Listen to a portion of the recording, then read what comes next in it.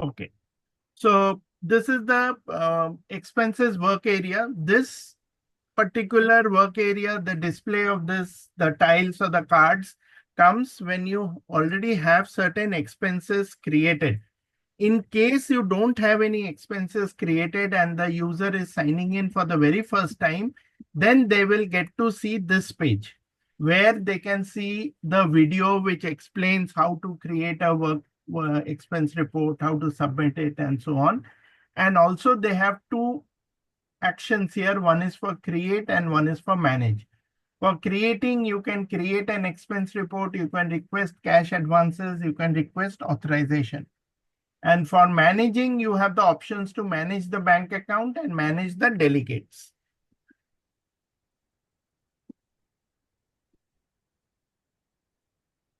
And through the settings icon on the right-hand side of the expense report, right at the top, you will see here the expense settings icon. Okay. This wheel-like icon, that's your setting option. From here, you can do additional tasks like manage your bank account or, looking at the advanced search options that you have and so on. Okay. Advanced search, bank accounts, managing the delegates, any mileage that you have.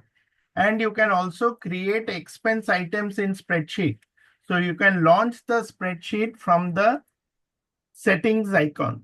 And you can take the product tour also, which takes you through the navigation. And on the actions menu, you can specify which actions to take, like add to report, edit, delete, duplicate, dispute, end dispute, classify as business, mark as recurring expense, cumulative, classify as personal. And where do you get this action? This is right here on over here. You see this action button here. Okay. So this action button gives you the ability to take certain actions from relating to that particular expense report. Okay. So if there is already an expense report that you created, you can add to that report, or you can edit that expense report. You can delete it, duplicate it, dispute it based on the actions menu. This is the expenses tab, which we have seen. You can see the statuses, not submitted, pending approval, and all that. Approvals tab. Okay, the approvals tab in the expense area shows the approval requests for expense reports. Okay, so these are the ones that require your approval, the user's approval. You have two options, reports and cash advance. Cash advance tab, if the person is traveling and they can request a cash advance, those will be visible here. This is the third icon on the left-hand side.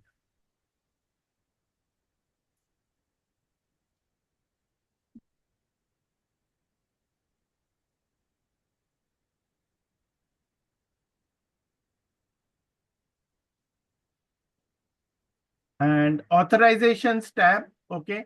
Any spend authorizations, there might be a request for authorizing a travel, a request for authorizing certain expenses. So those authorizations can be requested from here, from your approver.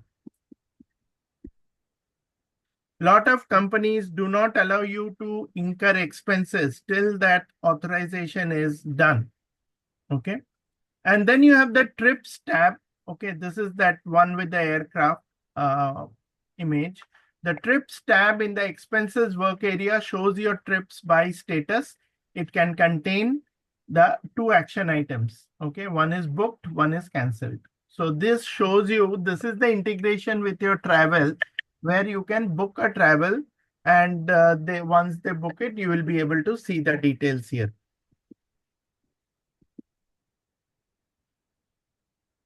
Expense item. What is an expense item? Expense item is an actual expense that you have incurred. Okay.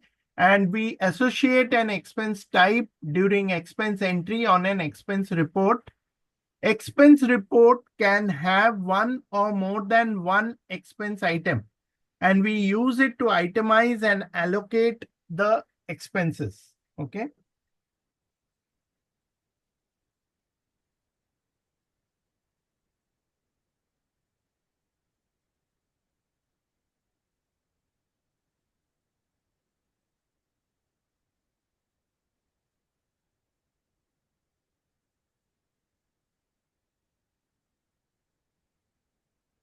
Okay. When you have any cash expenses, see, there are primarily two types of expenses. One is a cash expense, another is a credit card expense.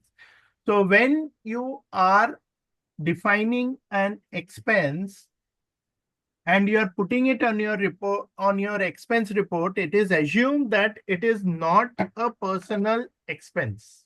Okay. Personal expenses, you are not expected to bill through the expense report feature. Okay. Instead, you will only put in the official expenses that have to be reimbursed by the company.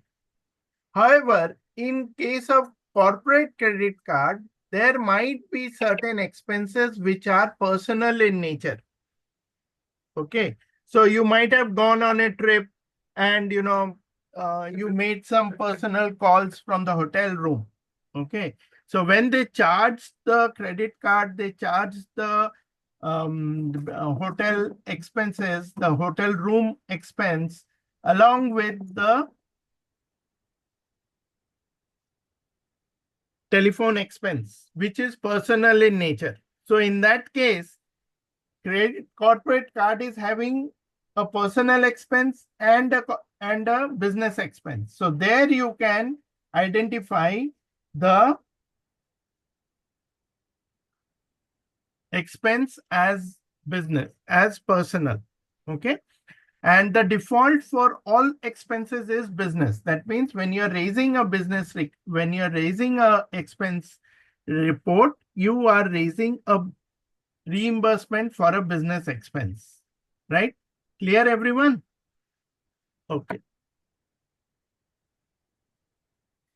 In the expenses work area, you can enter cash or corporate card transactions as expense items. After entry, you can save the expenses. You can add expense items to a new expense report. You can add the expense item to an existing expense report. You can create expense items in a new or existing report.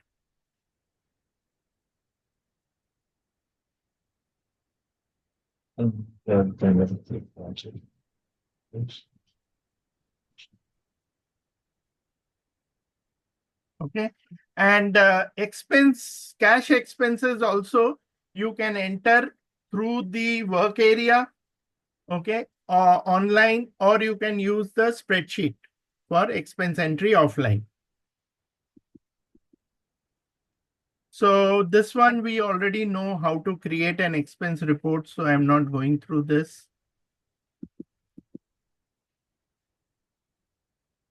Okay. Prepaid expenses are travel expenses. Okay. Sometimes there might be prepaid expense that a company reimburses directly to a vendor before or after an employee enters them in an expense report. Employees can create prepaid expenses in expense reports. Okay. So prepaid expense means it does not require separate payment. So the reimbursable amount that you see at the bottom here, that will be zero. Okay. So the amount will not be paid to the employee. Okay. Instead, it will be paid to the vendor.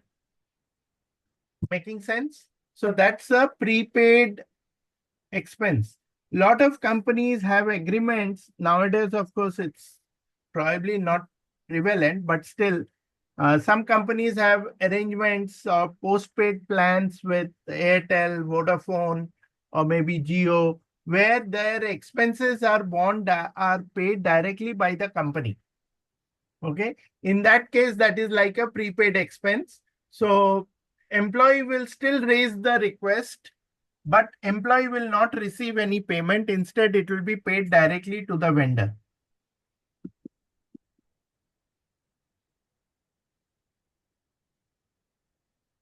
So we have seen how we can create an expense type along with the merchant name and all that. Visibility for expense day field, you can enter number of days you stayed at a hotel or the number of days you rented a car in the itemized section. Yesterday, when we were entering 5 days, what the system did was 5 into 200 made it 1000, or 5 into 150 made it 750. Okay, number of days is visible under certain and can differ depending on the expense category. Okay, primarily this is related to your itemization where you can itemize day wise. Now, the number of days field is dependent on three things. One, expense category. Two, the itemization. And three, miscellaneous expense policy. Okay. So if you are giving it to a child expense type, okay, you have the main one there at the top, okay, hotel, and your itemization type could be like breakfast or lunch or dinner. So in those cases, you can say how many days, number of days, okay.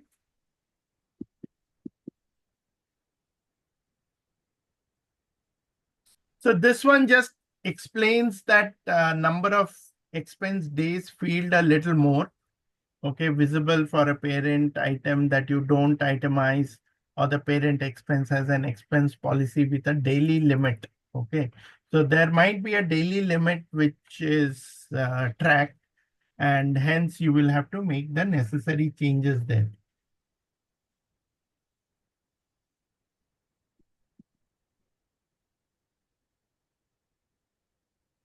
Expense category like accommodation, car rental, miscellaneous. Okay, it will be disabled, but it can be enabled if the itemization is set to on.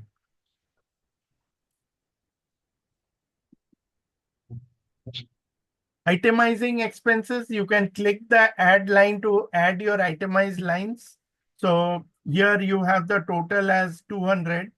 Okay, room rent 200, and then create an, these are the attendees that you have here, and this is the create expense item.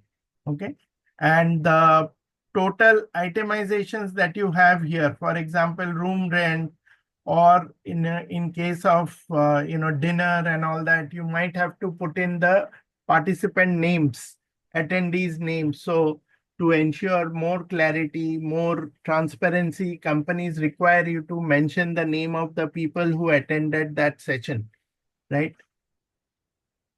Session meaning the dinner or the party or a get together that the person is asking for reimbursement.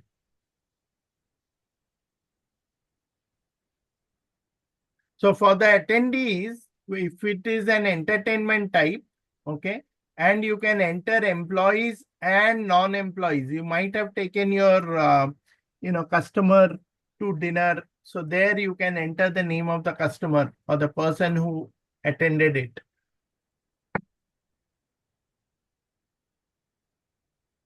Entering offline, yesterday we saw how we can fill in the spreadsheet to enter the expenses. Okay. Now you can also enter them through the mobile device. We'll see that later.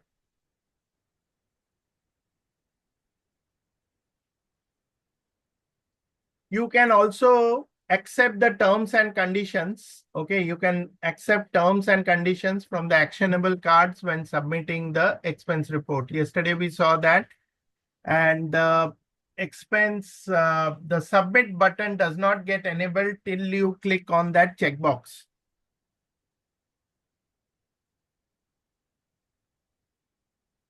Okay, so that submit icon will be displayed.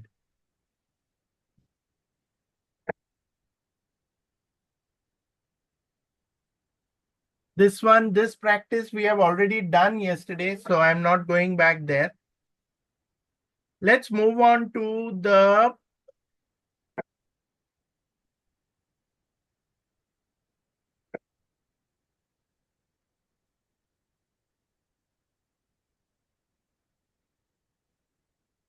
we have covered all the topics here.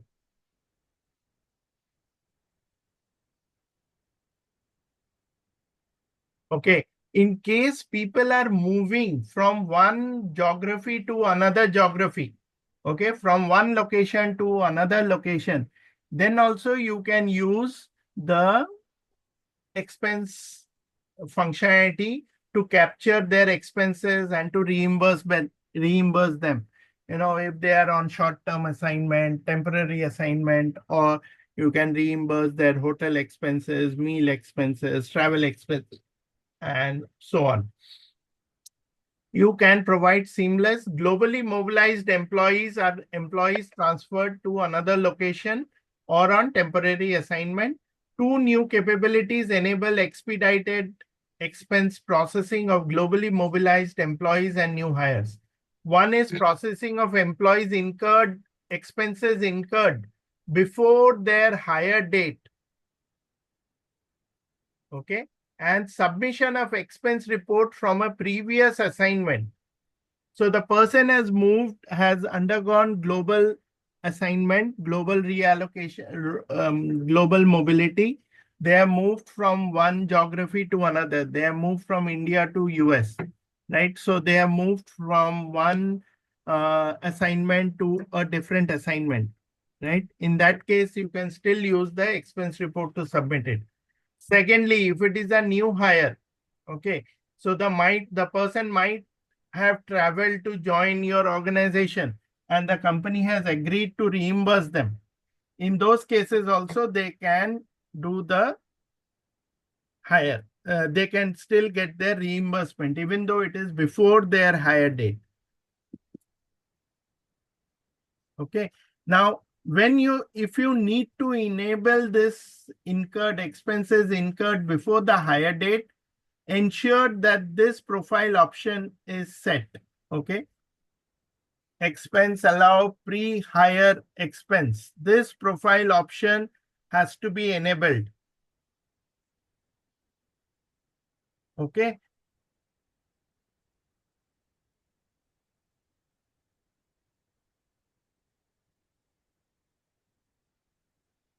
You set it to Y at the site level.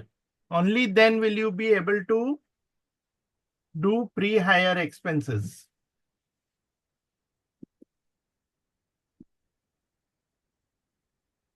Okay. And submitting expense reports from a previous assignment. So if there is a business unit change, okay, expenses that were incurred during the previous work assignment, okay, only charges incurred during the current assignment are displayed in the expense items information.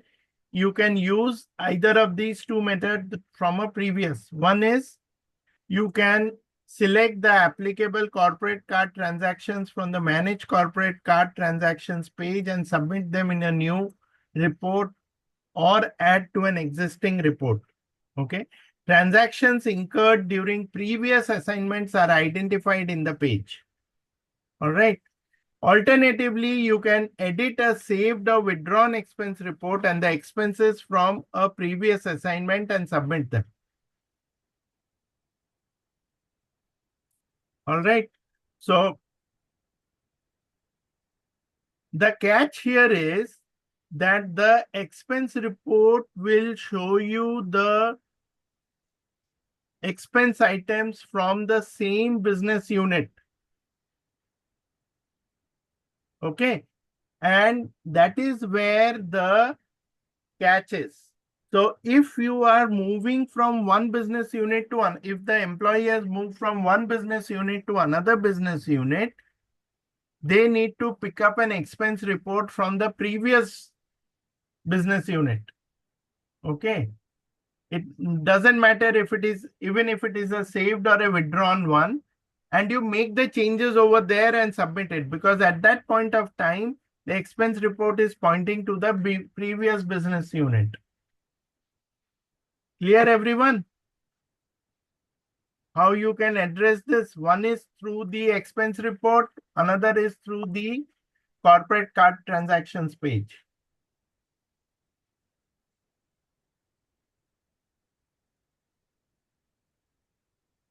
Anybody got any question on this?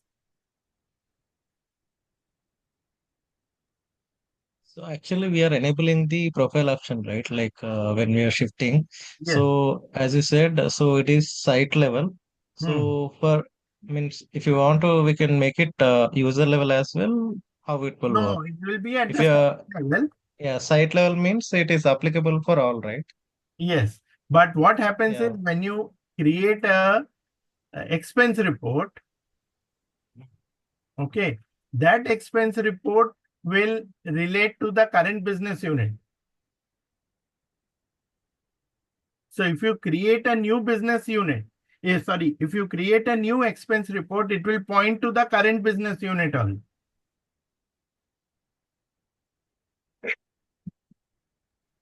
Okay. We'll try No, this no. later My on. question is, so we have to enable it user level, or if we At enable the only site site level. level is fine. The site level. It has to be enabled at the site level. Site level only. Okay.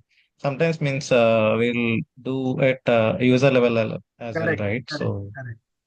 yeah, if means for a specific user, if it is needed, then can we enable it to the user level as well? As of now, it is only at the site level. Okay, maybe in future releases, they might come up with this. As and when more users start demanding this feature, you know, development might come up with changes. Because as you can see, lot of changes have come over the years. Earlier, we could not do it for previous to hire date. Okay. Prior to hire date, we could not raise any expense reports, but now we can. Okay. Because now we have the option, I think, user level or site level Yeah. changes we can do it. Yeah. Yeah. It will eventually depend on, how many customers want it. So Mm-hmm. if you feel that yes, your customer needs it, put it in the ideas page. Okay. Mm-hmm. Development tends to pick up ideas from there also. You are aware of Okay. the ideas page? Yeah, I'm aware of. Yeah. So from Yeah. there, you can start, you know, Yeah, understand. Yeah, thank you.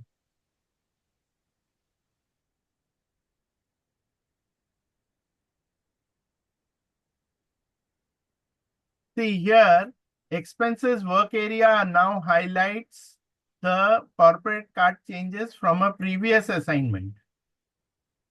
So it will show you at the top one outstanding corporate card change from a previous assignment. You can see this message at the top. So then once you click on this resolve button, then it will take you to that page where you can raise the corporate card for the previous assignment, corporate card charge for the previous assignment.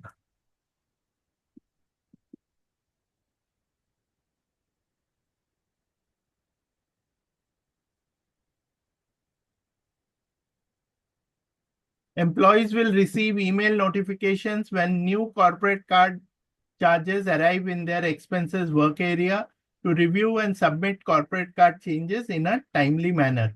So any new card transactions that are uploaded into the system, for those the users will receive a notification saying that corporate card changes have been uploaded. Recent corporate card expenses are ready to submit. So then you can go to the expenses, pick them up, create your expense report and submit it.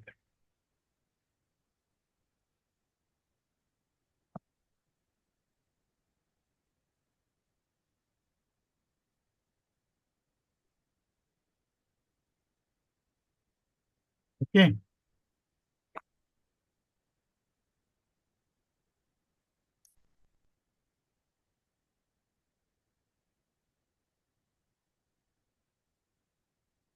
So to enable this message, there is a drop down, okay, which is under the corporate options for expense report. Yesterday, we were looking at the manage expenses system options. Over there, under the corporate options, there is one which says enable notifications for credit card charges. Field to yes. So once you enable it, that is when you will get to see these messages. If it is not enabled, you will not see the messages. Recurring expenses are expenses that you incur repeatedly or periodically, such as a monthly phone bill or a car payment. You can schedule recurring expenses to eliminate a repetitive expense entry. To mark an expense as recurring, we select an expense item from the actions menu. This is that actions button we were talking about few minutes back. You can click on the option mark as recurring expense. Okay, and you can choose the frequency. Is it weekly, bi-weekly, monthly? So depending on at what frequency the recurring expense will be charged, this will be described there.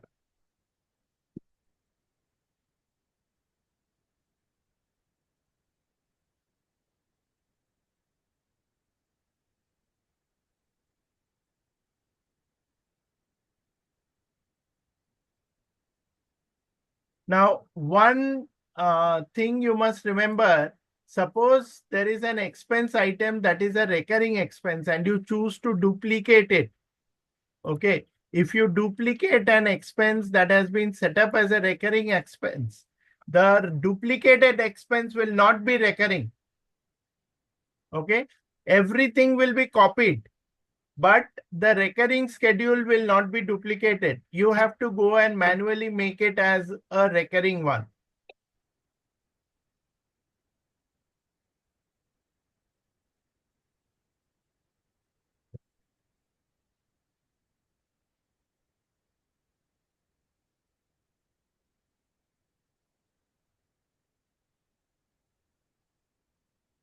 Okay.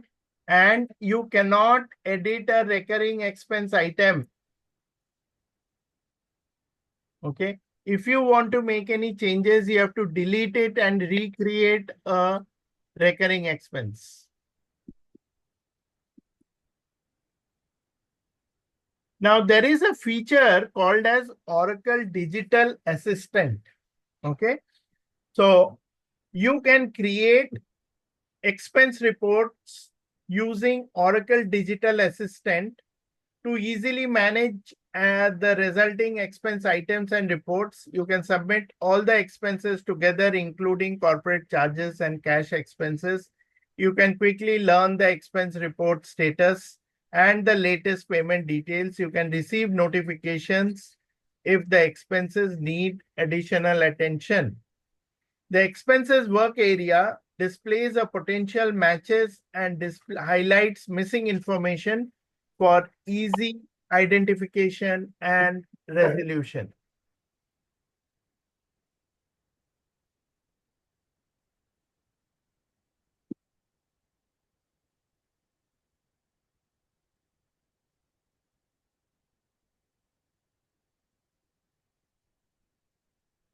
Administrators can change the predefined configuration, okay, to optimize the matching logic, corporate card matching logic, notification schedules, settings for automatic expense report, etc. Now, under the Oracle Digital Assistant, administrators can change the predefined configuration for the expenses digital assistant, such as matching to corporate card charges, automatic submission of reports, and schedule for notifications. Notification when expenses require attention. Okay, users will receive a notification if there is any additional action required or information required from the employees. And it will also matches the highlighted in the expenses work area. Expense item created by Oracle Digital Assistant and matched to corporate card changes are highlighted in the expenses work area. Work area highlights digital assistant charges that are exactly matched to corporate card charges and charges that are matched to multiple corporate card charges. Employees can match the charges and provide missing information.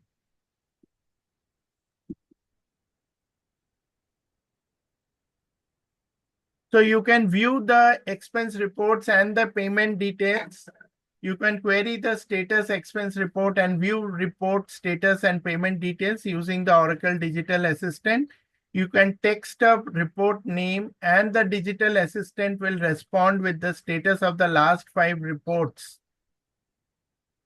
and expense items awaiting submission within the last 2 months. Okay. So here, anything that requires your submission will be displayed.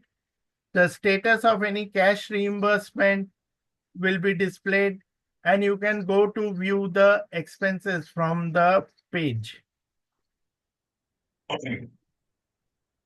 These are just smarter ways of, or you can say slowly Oracle is working, you may be aware, on the AI side of things. So it is trying to incorporate a lot of predictive features into the products. So as we move forward, you will see more and more such things getting highlighted.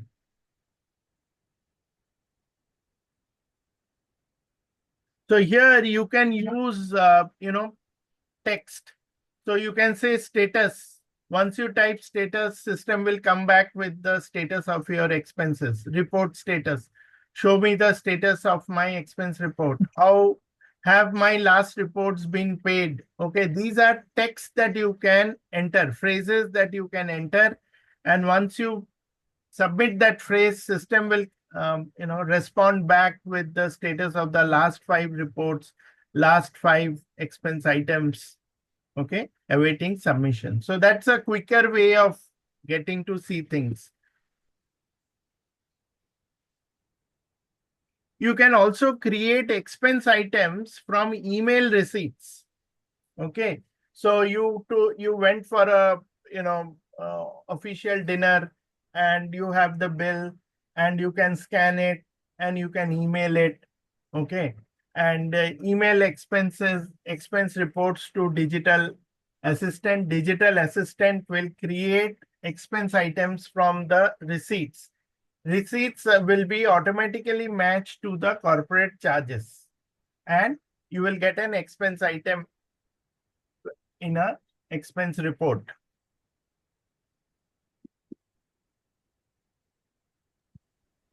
No, is it auto generated expense report, or should we Yes, take any action on that?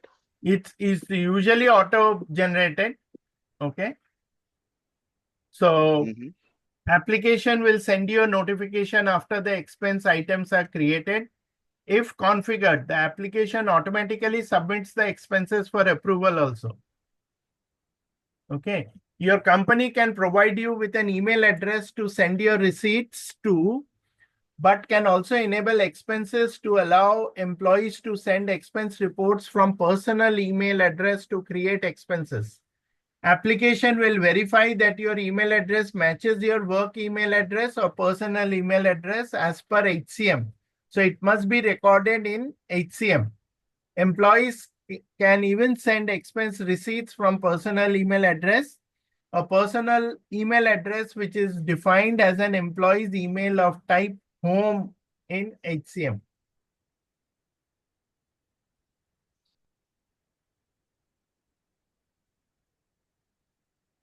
Okay, so it will read that receipt, read the merchant name, date, amount, currency, location, create the expense item using these details, and assign an expense type to the expense item based on the category derived from the receipt details. And it will send an email confirmation with the expense details when the expense creation is successful.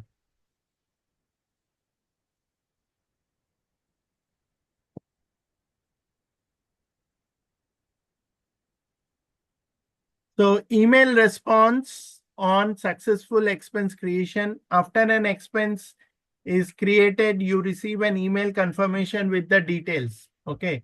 Expense created, John, I created this expenses for you. Hilton for this, such and such price, such and such amount. If it is a duplicate expense, you receive an email response indicating that the expense already exists with the original email as an attachment. Okay. So you forgot or you overlooked and you submitted the expense twice for the same date, same, type, and system is going to identify that and prompt you with messages. So the navigation for going there is set up financial expenses, manage auto submission and matching options. And you will need to run this process. Okay, create expenses from email receipts.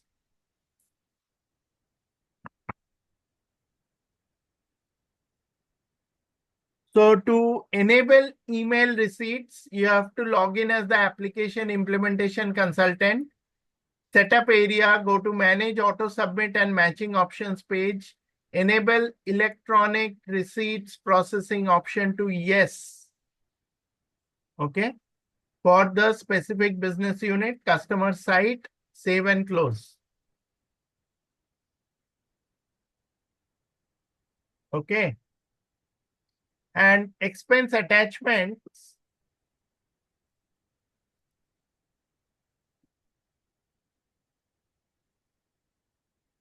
Configure the application to attach the primary receipt or invoice only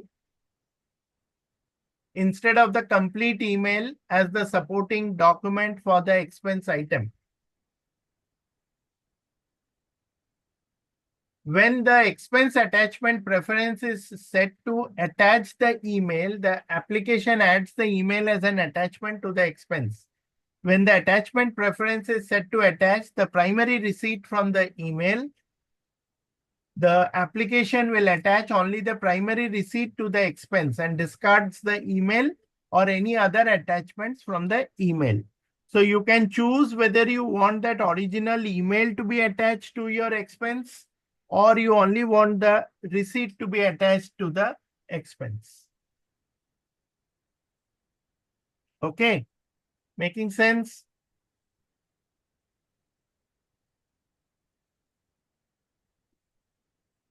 Yeah, sir. All right. Suppose an employee forwarded an Uber receipt embedded in the email content, then the email acts as the primary receipt. The email is converted to PDF and added as an attachment to the expense. If an employee forwarded a blank email with a hotel bill, then the hotel bill acts as the primary receipt. Hotel bill is added as the expense attachment.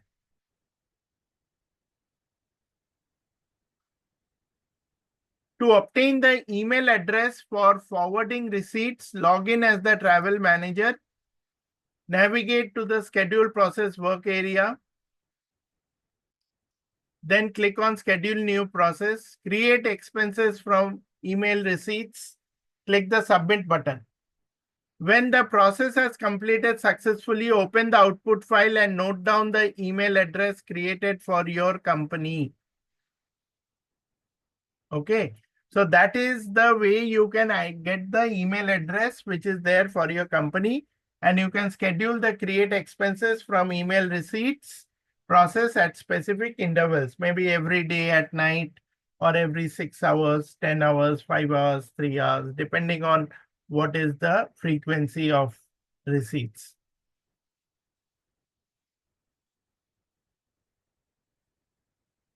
Okay. So you can also do this from the email address. You can put it on your company's domain and forward the emails to the cloud email address for receipt processing. So you must have the travel manager role. Okay. Ensure you have the travel manager role so that you will be able to run the create expenses from email receipts process.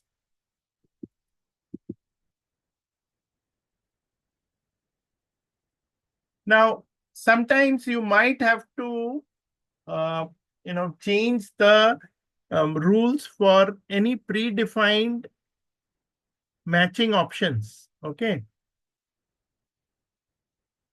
See here, expense schedule list, schedule is yes, frequency is Monday by default. Okay, let's say.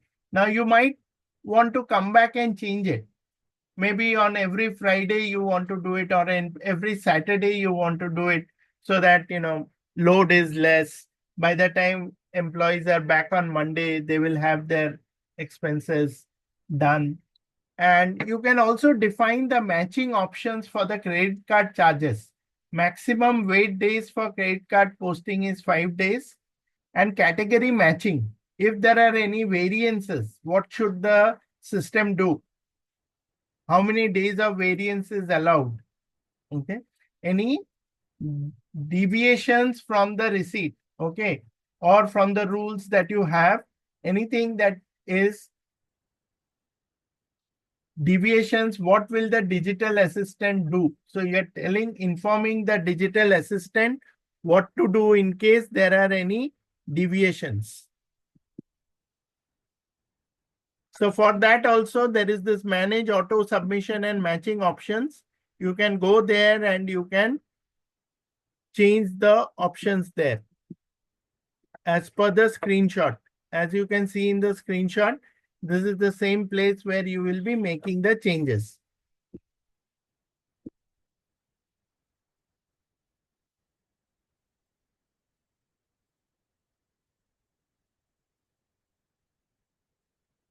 Again, these are the roles that you will need to be able to make the changes. Okay, expense manager, application implementation, consultant, or a financials administrator.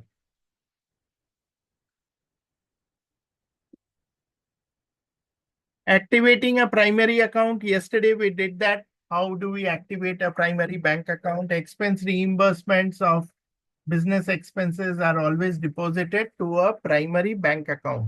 You can only have one primary bank account, and you can go through the settings option.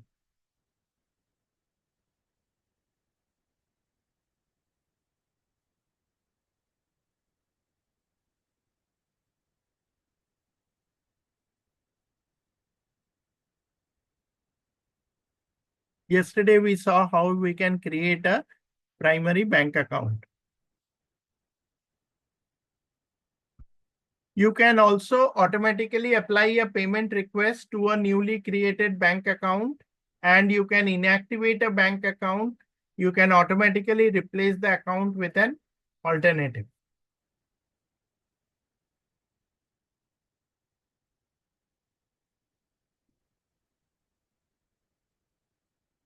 You can edit all this information. Okay. And this information is available in other modules as well. Payroll, higher education, HCM, customers, suppliers over there. Okay. Now, next we come to delegates. A delegate is a person whom you have authorized to perform expense entry and management of your expense reports. In expenses, you can delegate another person to enter your expense reports. Enter expense reports for another person. Okay. So who is a delegate? Delegate is a person who is authorized to enter expenses on behalf of an employee. This is often done in case of senior executives or people who are traveling. Okay. So salespeople and all them, they usually, they might have an assistant in the office who will be submitting their expense reports on their behalf. So they would delegate that person, and the system will allow them to do it through their sign-in. So how you can do this is through that settings. You remember the settings icon on our expense report work area. You have manage delegates. So once you click on manage delegates, so here you will see a place where you can search for the person. You can search for those people and add them to the list.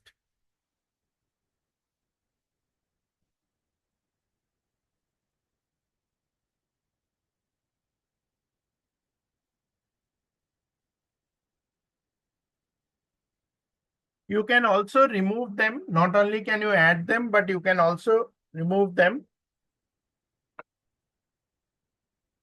Now, when that delegate person will sign in, it will still be in their name only. They will not be signing in behalf of the person who has given them the delegate authority. They will still sign in as themselves. The system will track that this person has entered the expense report on behalf of somebody else. Okay. So the delegated person will be able to select the name of the person for whom they are delegating, for whom they are entering the expense report. Okay, everyone.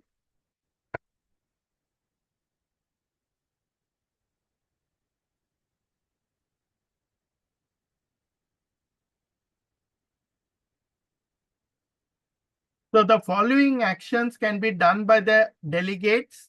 Delegate can enter an expense report, enter expense items, view expenses, expense reports, and corporate card transactions from the expenses work area. After you are notified, follow up on expense reports that are detained in the approvals process because they are rejected or require more information. You can execute a search in the context of another person, which returns that person's expense data. So basically, you can enter expense reports, you can enter the expense items, you can view details of that person, and you can also be notified. All right.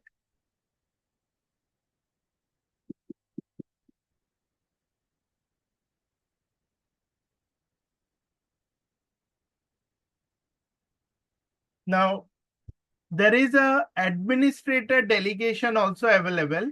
If the person has not delegated someone, the administrator can delegate someone. Okay. So that person will be the delegate on behalf of another employee. So here you can see the person's name is G.R. Roberts, but the delegate is Edward Douglas. That means Edward Douglas will enter the details of G.R. Roberts, or it can be vice versa also. Douglas's assignment or the expenses can be entered by G.R. Roberts. In this particular case, for FAS 18.student, the person who will be entering is Alani Walker. Any questions on this, anyone?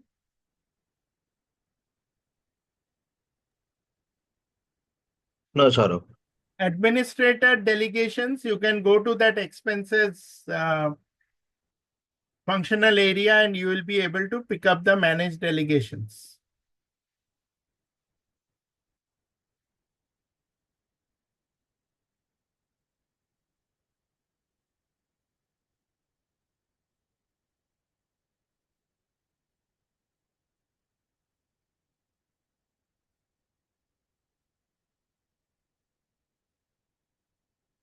This is a more slide explaining the same thing. I hope all of you have understood the feature of delegation.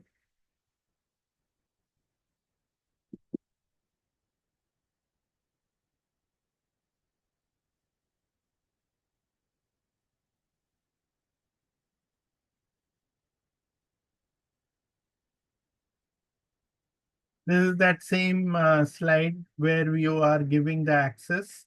This is the actual page where the access is being given. What kind of access is being given is mentioned here.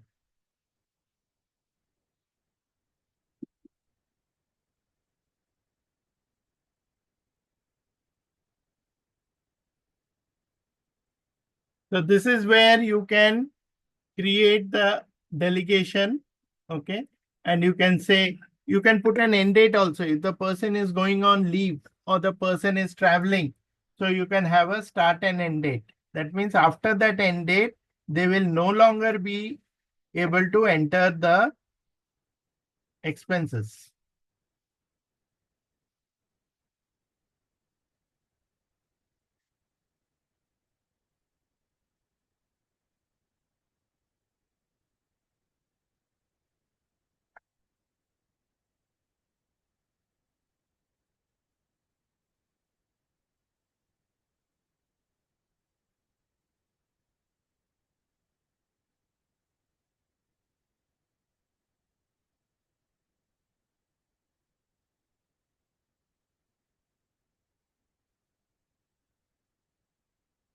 All right.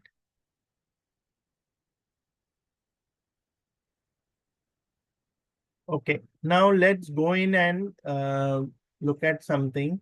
Overview of spend. We'll come back to this.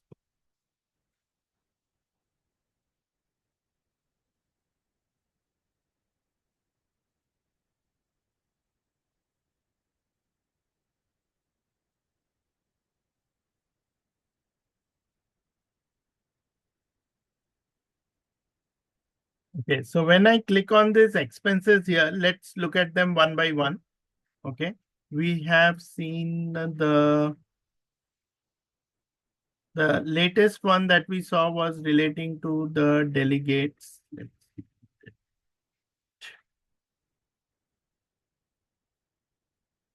The person has got access or not? No. You have to sign in as one higher level.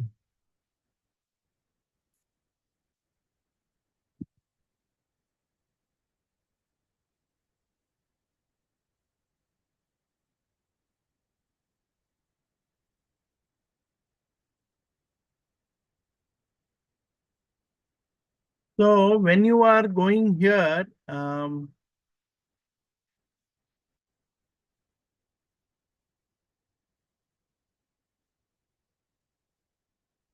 see, there is a practice on page number 33, okay, which talks about entering delegates, adding a delegate to the delegate and permissions page. Okay, try this out. Here they are asking you to give the access to Alani Walker's name, okay, and you can select that person and make them active. So for that, you would be going to here it is the employee who is doing it. So in that case, we will go to the employee.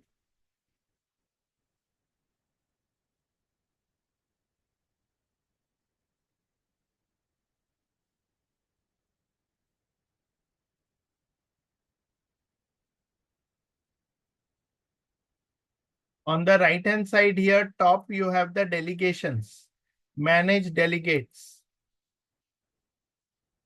And once you click on this, they are asking you to look for Alani.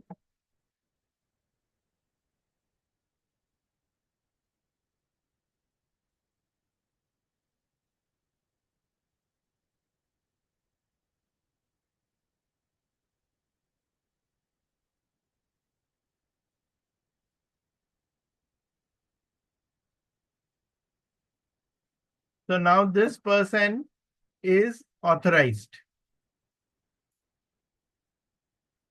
Okay. And in case you want to remove it, you can inactivate it also.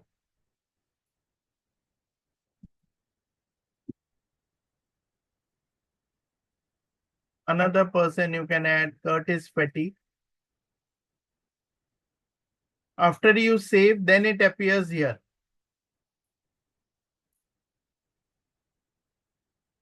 All right. If you are happy with it, okay. If not, you can then inactivate it. For example, you may have done this by mistake, so you can remove it.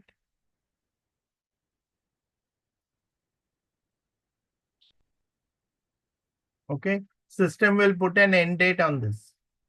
So now when you say all, you get to see everyone active.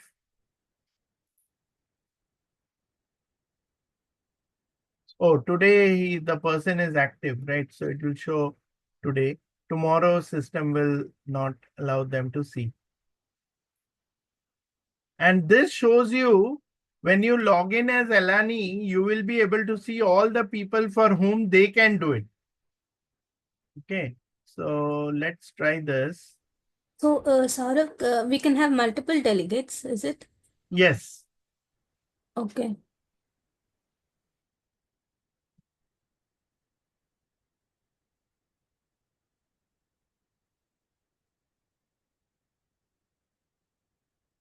See, whoever is entering, they will always have their stamp only.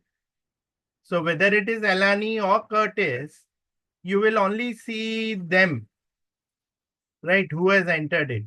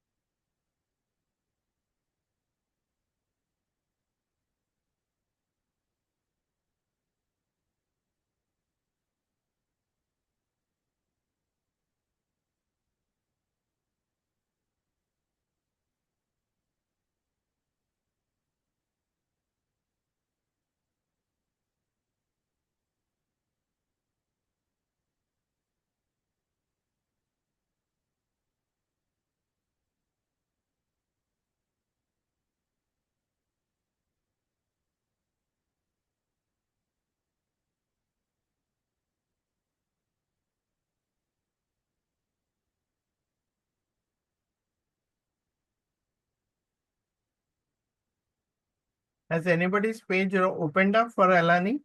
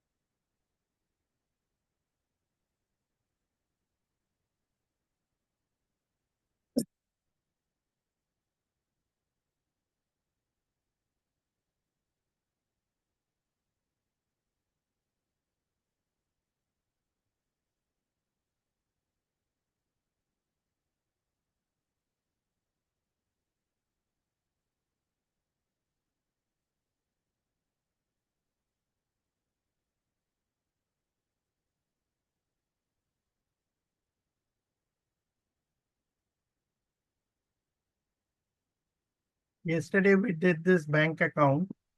And did you guys do this recurring expense monthly?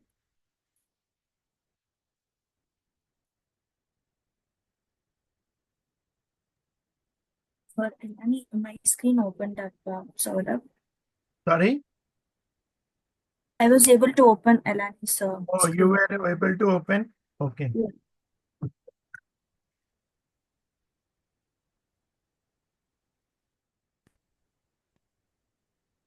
For me, it's not opening up. If you want, I can share my screen and you can take over the control. Yeah. That will be helpful. Okay.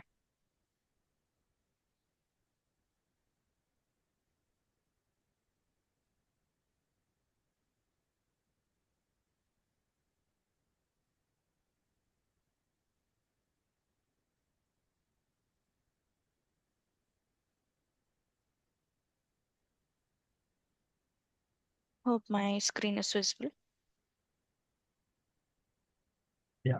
You can just navigate. Go to Alani's expenses, and we will be able to see that for who all the person is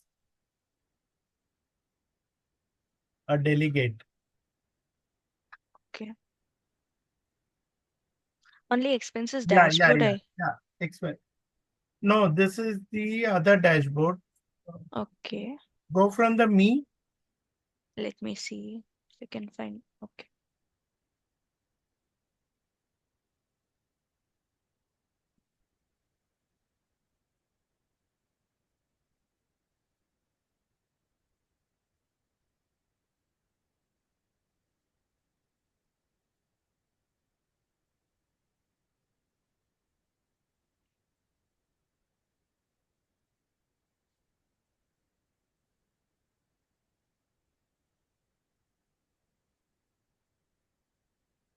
I think this is the same screen for you also. It got stuck. This is actually the Okay. Reddit page. Probably it is throwing some issues. Mhm.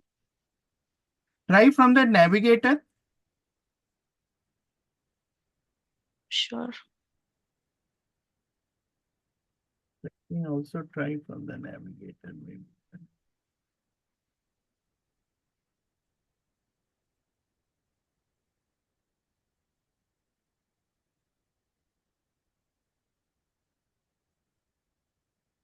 It is the same expenses, right? They seem to have switched it.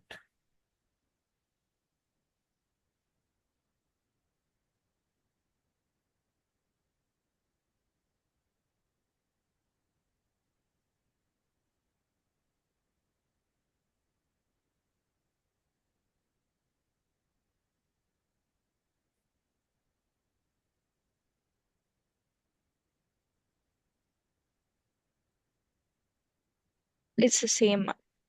Mhm. With your admin access, can we go and see like whom Yeah, Alan I'm is just trying that assigned to? out. If I can, it might be because, Sure. If you could share your screen. yeah. Yeah. Thank you.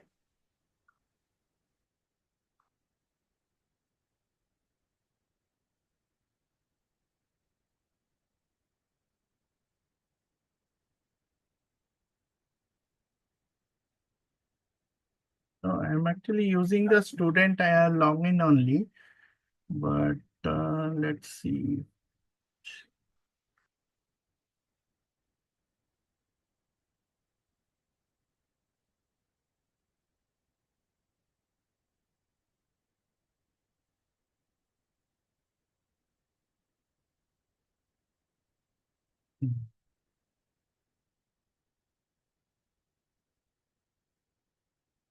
What I was trying to show you is when you have this manage delegates here, from this manage delegates, there is an option where these are the people who are the delegates of this employee.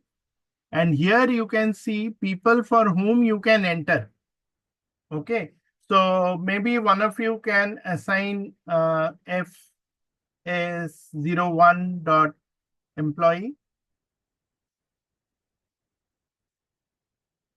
See if you can find it.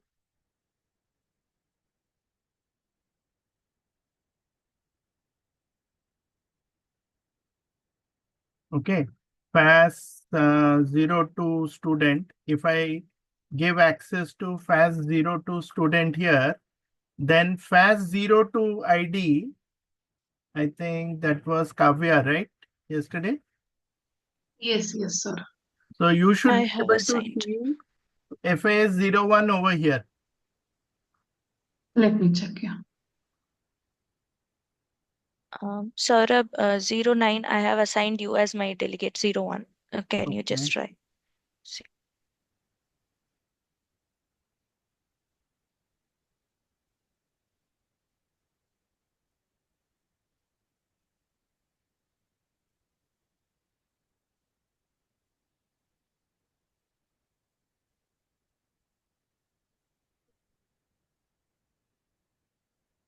Zero 09, 0, and then 15.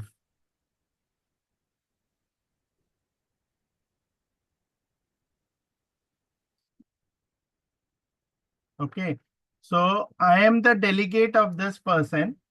And if I now try to enter a report here,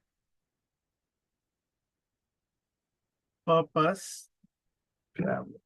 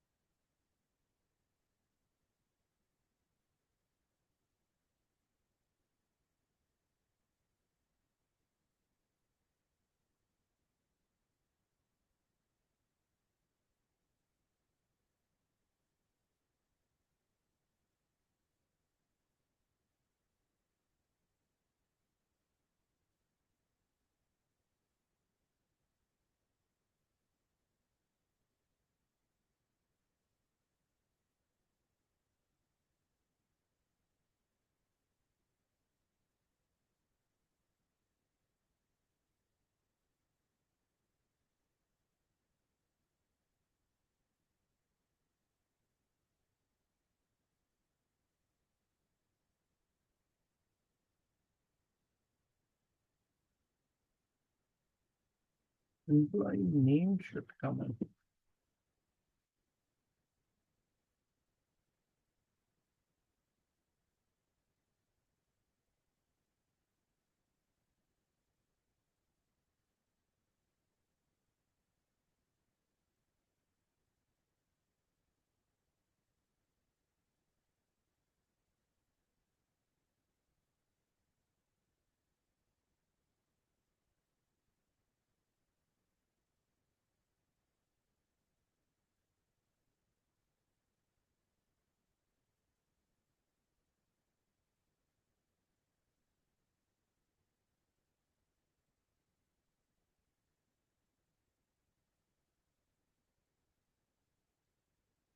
Here I should be able to pick up the employee number, employee name also for whom I am entering the expense report as a delegate.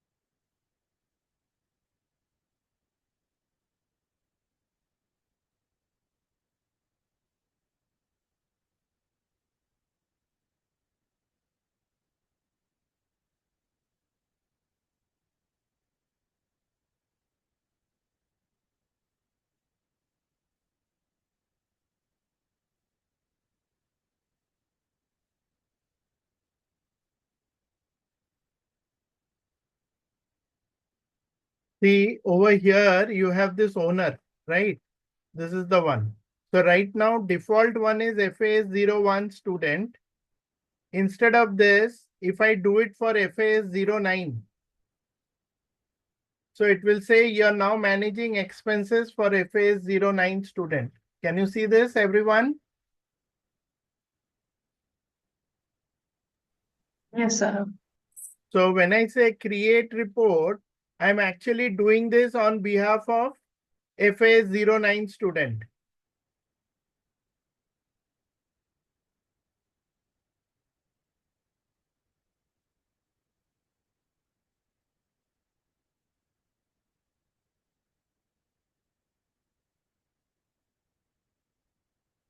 You can create a new item or you can add to an existing report also.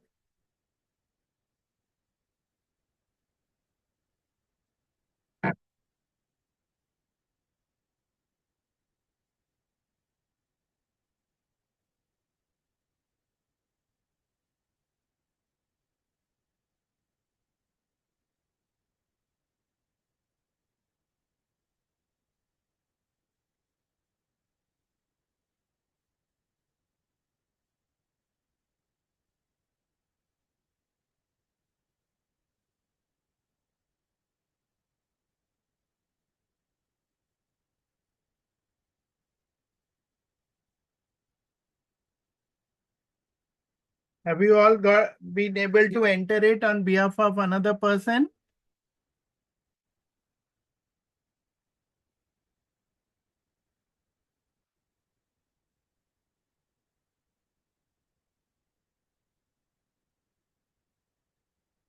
See here the person name comes as student FAS09.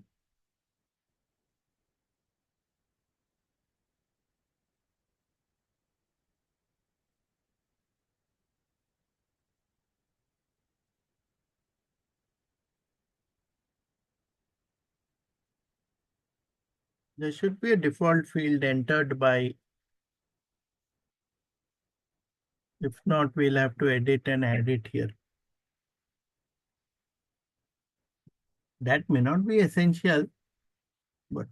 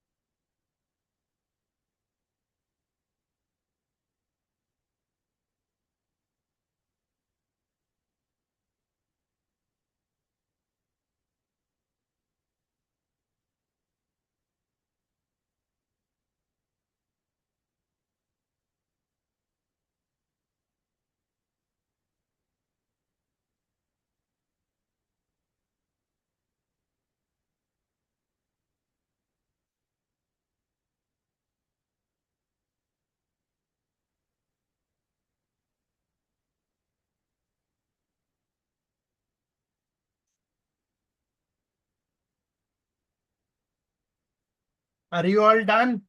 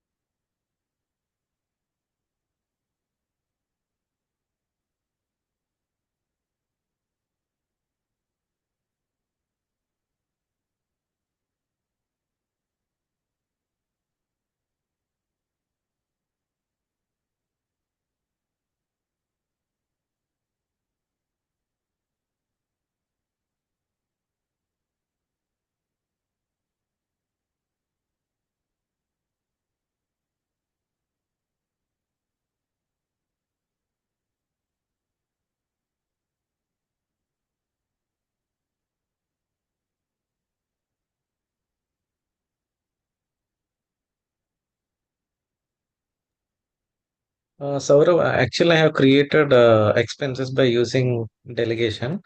So Okay. how we can submit that? Yeah, Actually, I'm just not getting that option.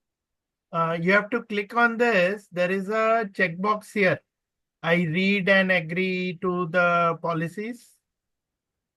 And then you will get the submit option over here. Okay, I'm not getting like that. Okay. Actually, Okay, I'll show you. 1 minute. See, you do this create report, right? yeah. Actually, from here, I created from here, like create item Okay. You below. added Yeah, it. Then do yeah. you have this? Can you see this checkbox? Okay, before creating No. After you are done expense. with all that, so you Mhm. can say here travel. Can I share my screen so that you can understand? Yeah. Please do that. Yeah.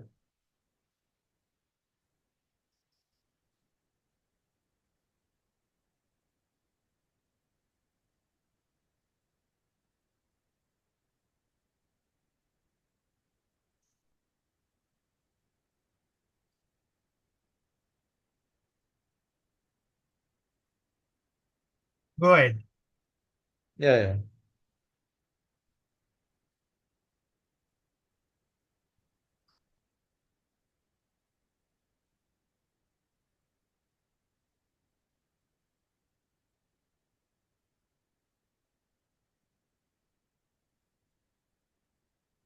So I just created this report. Okay. Okay, go there.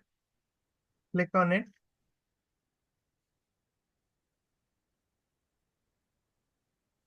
Now that is an expense item. Okay, add to a report. Click on that add to report. Okay. Here we can Yes. see Then you and will get submit the now. submit Okay. Okay. I actually Got didn't it. add to report. Expense Okay. item Understand. is individual items and expense Mhm. report is a collection of items. Okay. Okay. So I don't know, means this is sometimes confusing to users also that they can Yes. Yes. create an item, Yeah. right? But they cannot Yeah. submit it. So ideally they Okay. should have said, to my mind, Mm-hmm. only if you create a report inside that you can add an item. Yeah. Then you have that natural flow report item submit. Okay. So one more question, Saurabh. Hmm. Like when we are creating recurring expenses, like generally we submit broadband expenses, right? Correct. So every time, means for each month we have a different invoice, right? So in that case, so do we need to add that fresh No, invoice to system will the take care of expense? that. It is like a recurring invoice. Mm-hmm. Like in payables, you are familiar with payables. Yeah, yeah. Okay. In payables, you have that concept of recurring invoices, right? Where you create invoice one time and you keep it every month, system will automatically generate it. Yeah.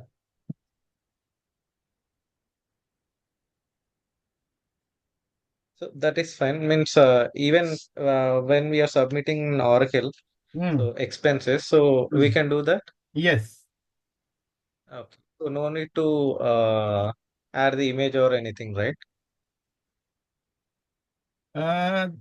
Now Receipts receipts we are need not. to, yeah, Yes, if it is required that a receipt is required, you will need to attach it. Okay. yeah. Mm.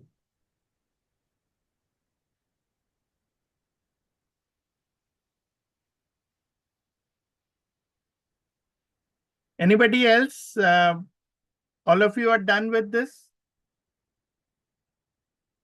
Saurabh, I am not Yeah. getting owner option here. Well, to Okay, can change you the share your screen?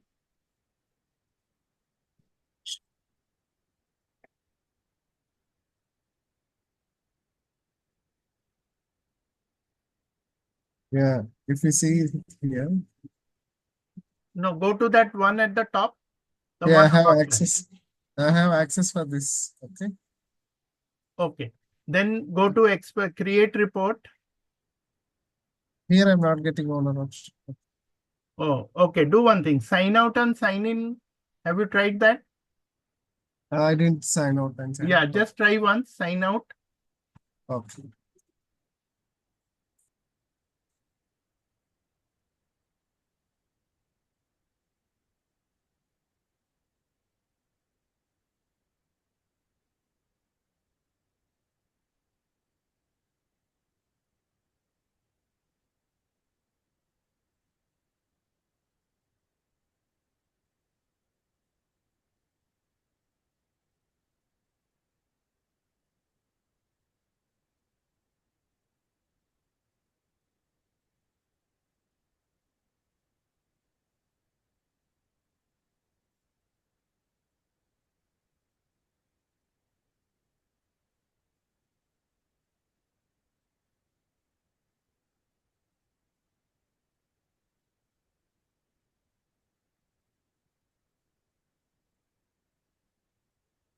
Now I'm getting. Yeah. Okay. Thank you, sir. No problem. Anybody else facing any issue?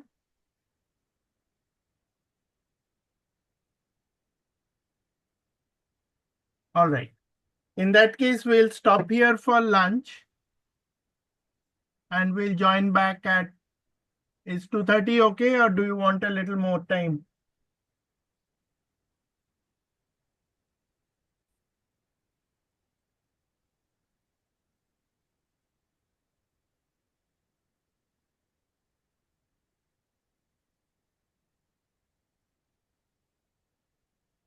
Okay. Now, there is a concept called as spend authorization, which is basically a pre-approval for official expenses. Okay. For example, someone wants to travel on a business trip or wants to go to the open world, and they want to take an estimate of what are the expenses and how much is being incurred. So employee will request a spend authorization for approval of estimated expenses for a future activity. And for this,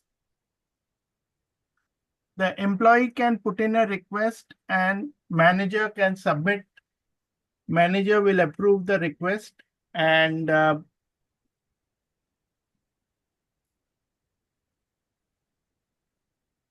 against that authorization, they will subsequently submit the real expense report. Okay.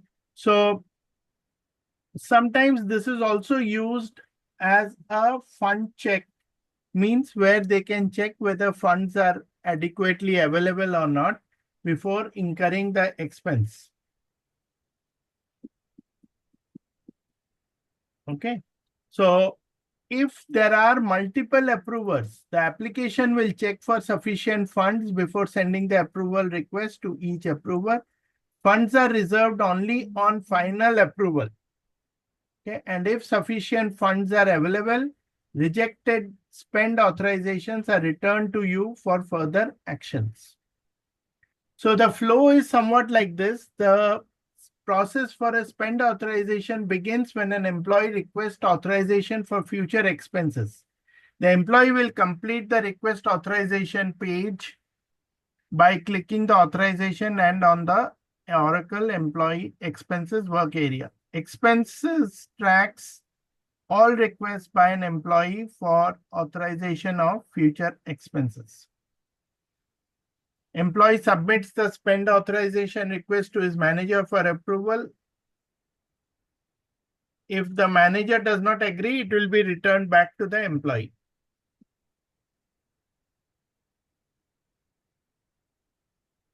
The employee creates and submits an expense report for his manager for approval. When an approved spend authorization request exists, the employer may require the employee to attach it to the expense report.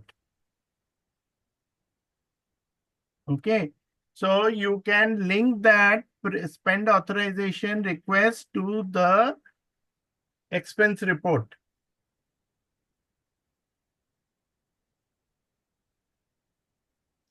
So if budgetary control is enabled, then the employee may be alerted when he makes expense report that these are contrary to a previous authorizations. Okay, that means system will check and tell them that, okay, this is against what is already existing.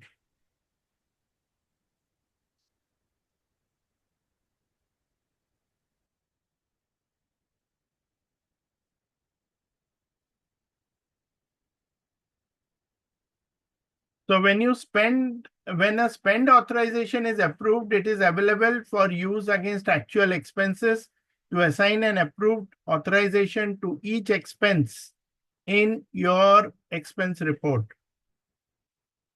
Okay. So this is the alert that will come up, okay, if there are any mismatches.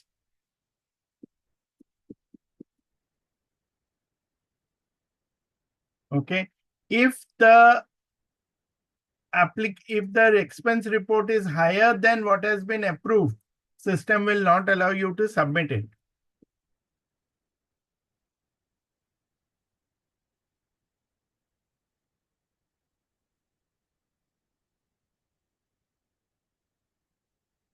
So this is a opt-in feature, okay, where you can link it with fund availability.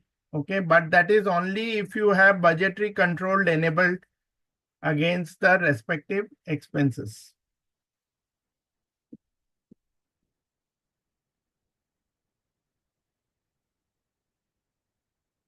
Okay, so next we get into expense policies and rules.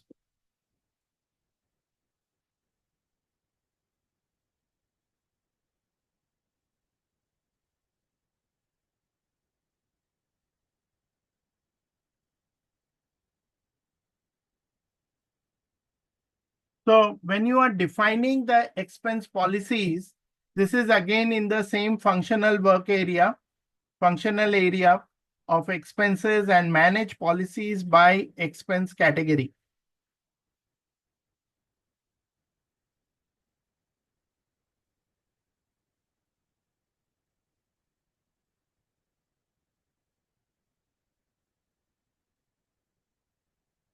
Okay.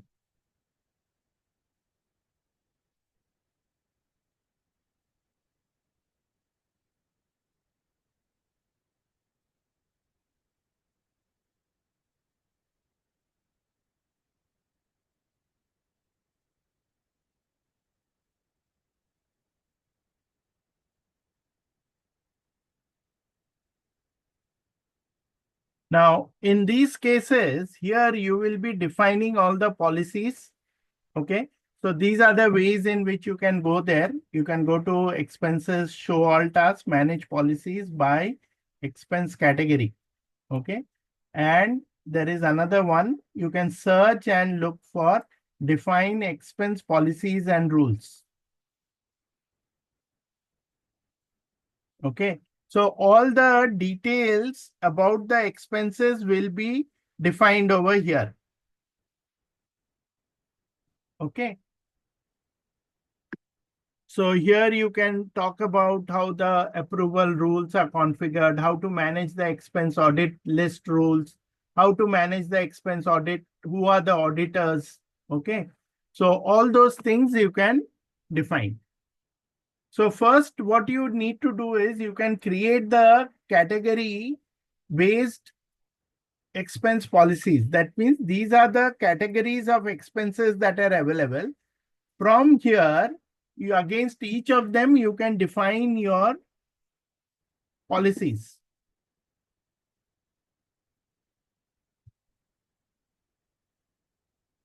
You can enforce monthly lifetime rate limits for miscellaneous expenses. You can increase compliance with policies. By managers can view policy violations. Expense reports can be automatically selected for audit when policy violations exist. The two types of category-based policies are rate enforcement policies, where you can enforce expenses to be within specified rate limits. And you can include accommodations, airfare, meals, miscellaneous, car rental, and entertainment policies, okay, based on the rates.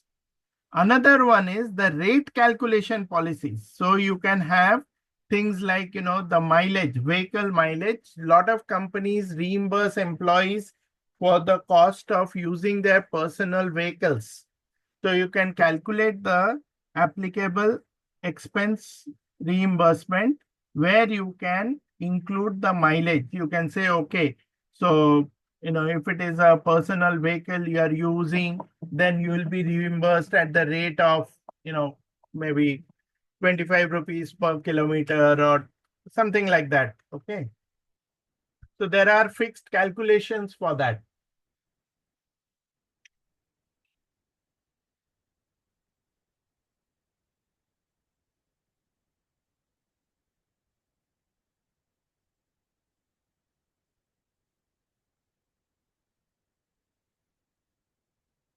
So when you define these policies, the following options are available. One is rate limits example. For example, for mileage policies, trailer attached to the car, or transporting a caravan, transporting a resting hut, transporting heavy machinery, dog in the car, and on forest road. So you can have different rate enforcement policies. So you could have rate limits for specific things like that. Rate determinants example. For example, as an entertainment policy, determine the policy rate amount limit that an employee can be reimbursed for entertainment or gift expenses. An entertainment expense policy has one rate determinant, that is attendee type. So you could have a rate determinant. That means per attendee, you can give a limit of $15, let's say. So if there are 10 people, you can't go more than $150, something like that. Policy enforcement example, you decide whether to enforce the entertainment expense policy. You can reimburse only the rate limit amount when an expense exceeds the defined rate. So if the rate is $25 for a gift to a customer, employee spends 30, he is reimbursed only 25 because that is the reimbursement policy enforcement. So you can enforce that policy. Got it? And rate calculation you can do based on a mileage rate, okay, particular rate, okay, and based on which system will derive the actual amount that is payable. So it could be based on vehicle category, or it could be if it is a motorbike. Okay, if you are driving a motorcycle, you get at a certain rate. If you are driving a car, then you get at some other rate, right? So these could be additional ways in which reimbursements are tracked.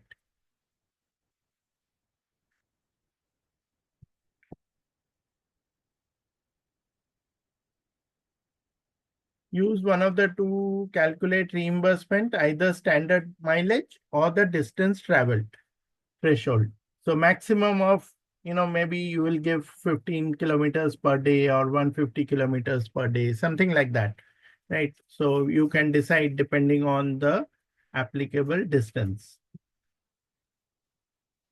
Sometimes salespeople have a territory limit, right? They can't go beyond 20 kilometers or beyond 20 miles, and those things can be captured there. For doing category-based expense policies, there are some mandatory setup tasks, okay? So one, you have to define the accommodation, entertainment, meals, mileage, miscellaneous policies. You have to activate the policies for use, okay? And you can assign a single policy to multiple expense types if they are common.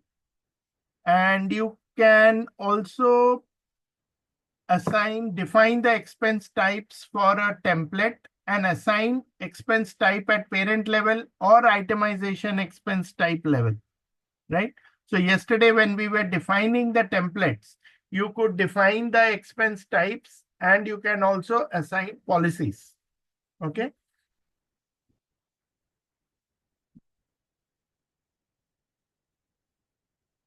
So if it is itemized, you can do it either at the parent level or at the child level. Parent level is the report header level, expense header level. Now, when you have policy violations, you can do two things. One, you can give a warning. So system will allow you to proceed. Error, system will not allow you to proceed. And you can give a calculation also, policy rate into 1 plus warning or tolerance divided by 100. So, if there is a 10% tolerance allowed, $25 plus 10%, 27.5. Beyond that, system will throw an error. Okay. And if it warning, if it is an error, system will not allow you to submit the expense report.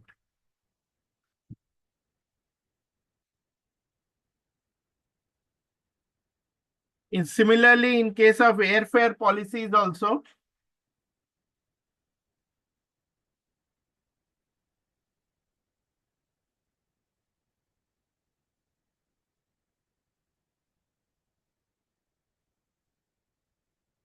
okay, warning and error. So when you are defining the policies, remember you have to define the policies. Okay, you have to define whether it is error or warning.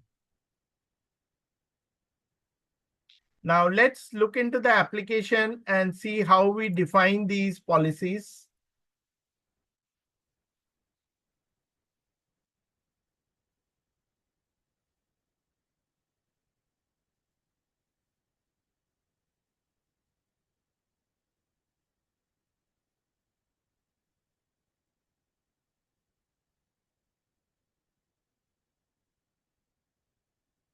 Under expenses, you will find the required ones.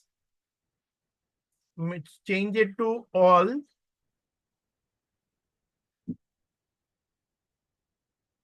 Manage policies by expense category. Okay. Once you click on this,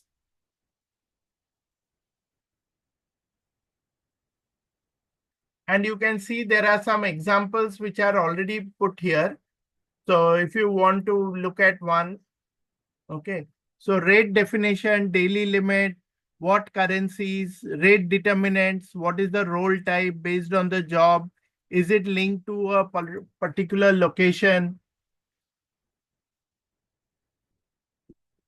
and what is the policy enforcement, okay. Reimburse upper limit when expense exceeds defined rate or generate policy violation when expense exceeds defined rate. Policy violation means this is 10% display warning to user or 20% prevent report submission. Okay. So individually you can track those. If you have any car rental rates, you can come here and define the car rental rates and upload them through the Excel sheet.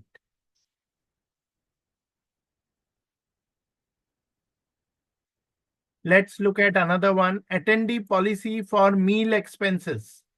So in this case, here you can see the policy name, description, capture number of attendees for expense lines above the specified amount. If it goes more than $100, you want each and every attendee name to be mentioned here. You capture the attendee information, you display employee attendee information, attendee amount, you display non-employees attendee information.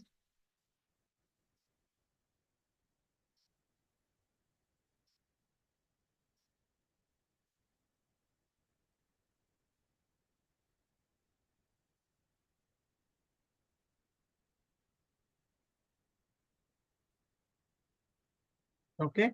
Now, when you are creating one for the first time, okay, you can say create policy and you can see for which type of expense category you're creating a policy. All right.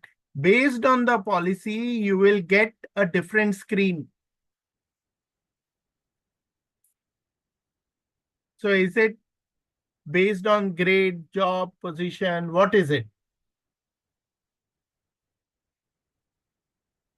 Flight type, if you say flight type or flight duration.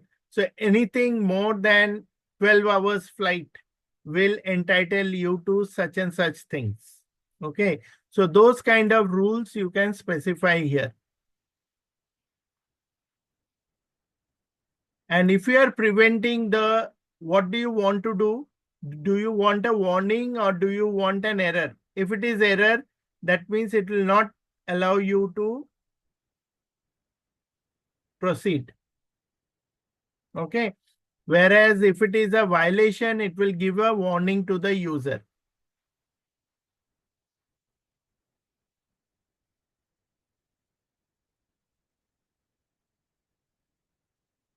Similarly, there is one for accommodation. When you click on accommodation, is there a daily limit? In what currency? Okay. And what is the seasonal rate? If any rates are applicable, gender rates and stuff like that. Okay.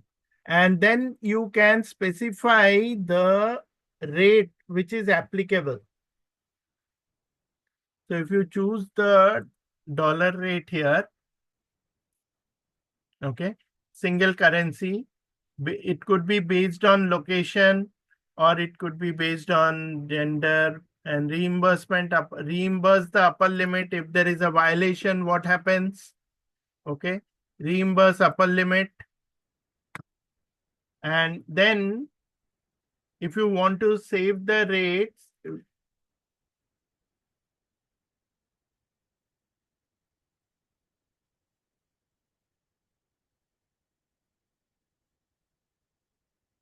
%10 policy applicability, let's say.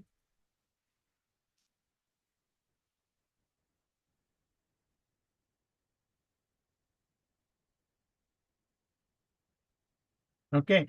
After you save it, only then this create rate button will get enabled. Okay. And then you can define daily rates, what are applicable for accommodation. So let's say the upper limit is $200. So that's the maximum that people can charge. Plus 10% violation tolerance. Then you can say save and close.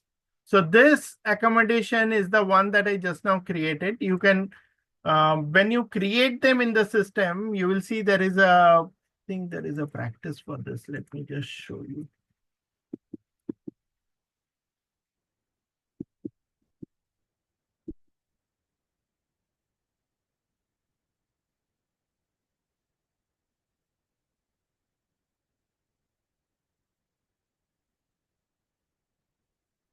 Yeah. So you see, we have a car rental expense policy, accommodation expense policy, meals expense policy, miscellaneous expense policy and a airfare expense policy. Okay. So this is from page number 36. Please go ahead and create them.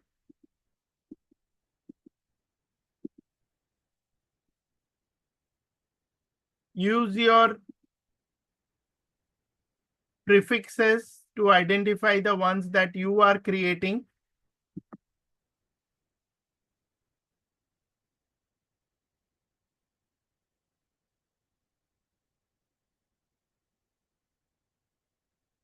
Anybody got any question?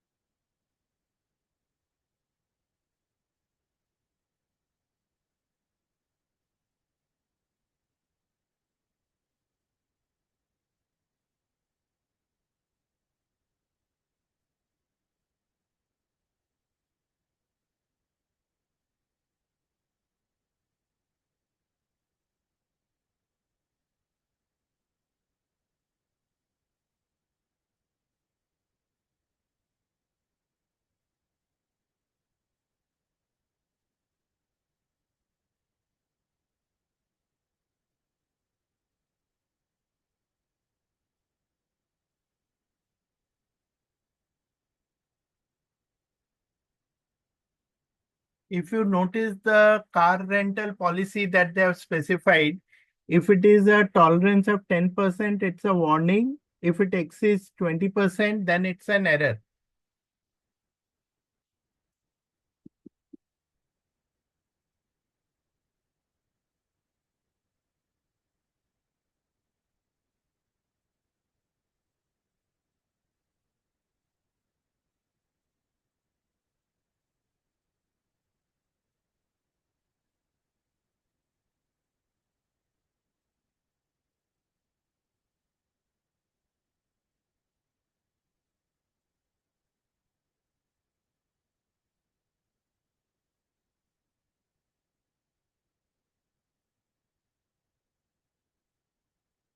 Now see, if you are having this job, okay, if the determinant is based on the job, then your rate will be based on the job.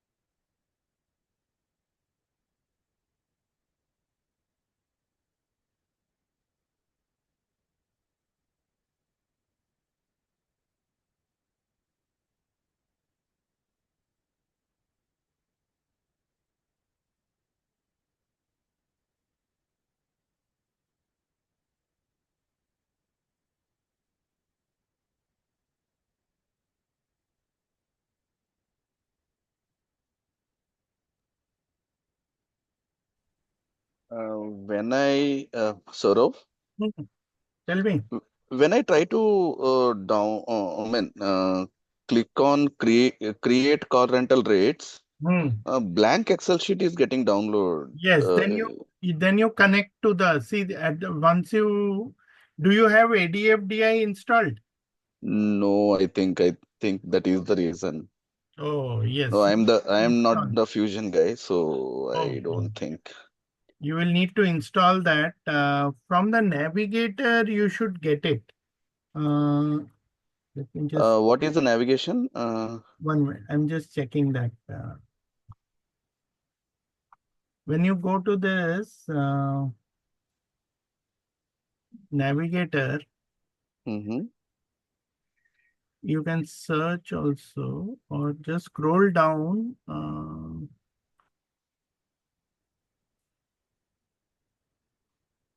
One of these used to have it. Sometimes they remove it, sometimes they keep it.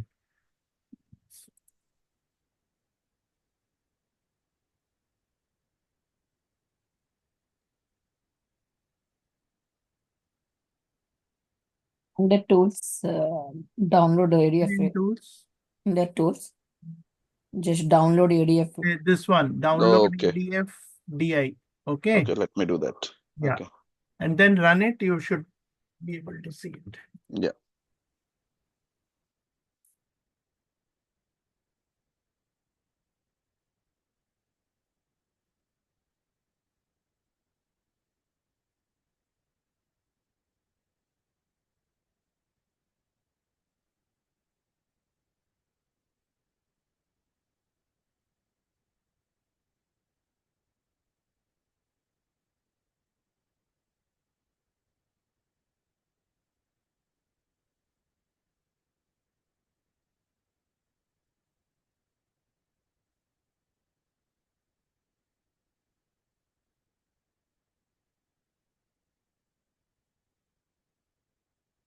If you take it from the drop down here, the job, then you will get the job role automatically populated. Okay. Otherwise, you will not be able to do this.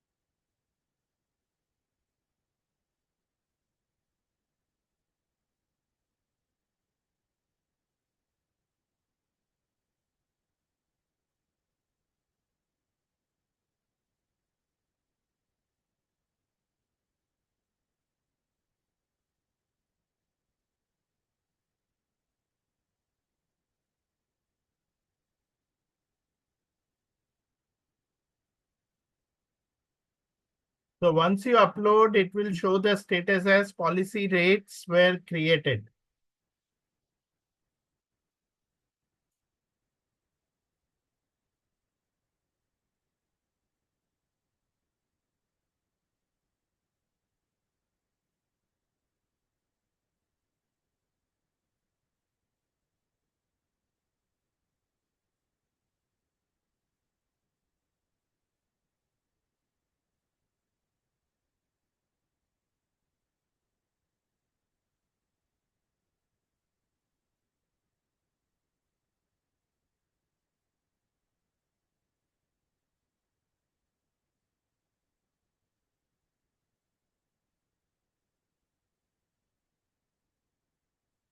And once you're done, once the status is valid, you can activate it.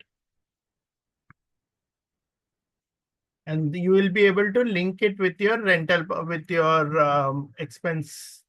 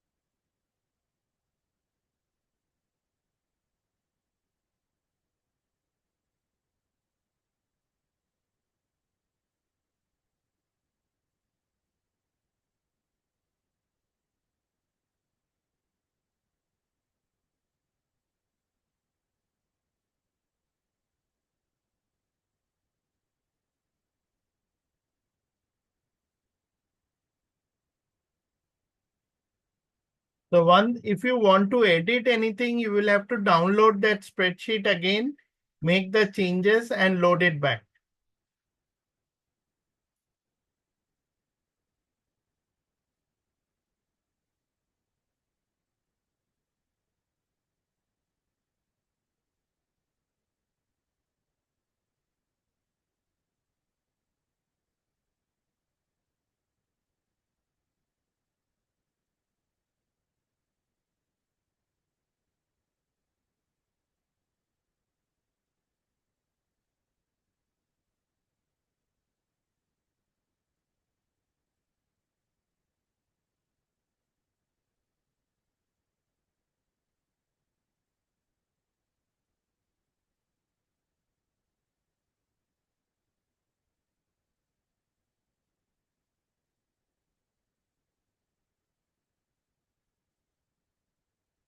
See, now the updated rate has gone back into the application.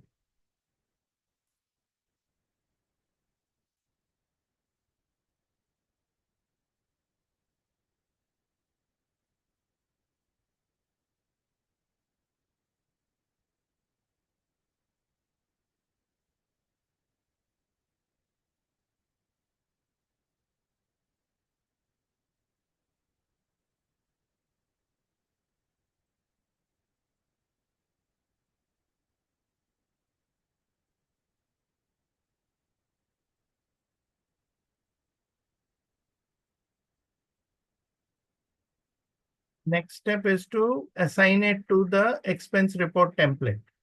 So again, we go back to where we were yesterday, expense report templates.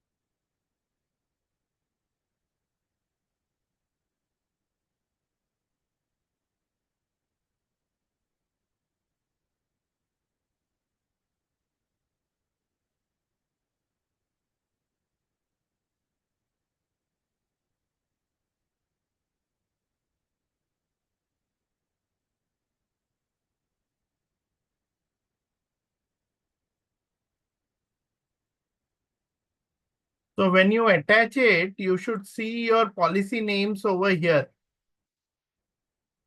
Okay, car rental policies. We have 6 car rental policies defined so far. 02, 05, 15, 21, 25. Okay, so be sure to assign your policy to the expense type.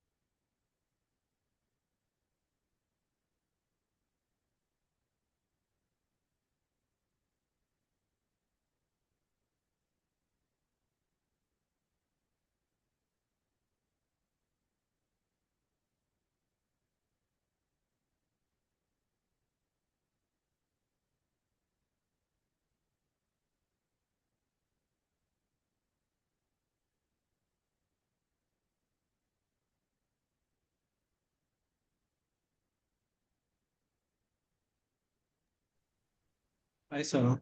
Hi. Yeah, actually, I'm getting error while selecting the rows in the spreadsheet. Okay. Can you share? Yeah.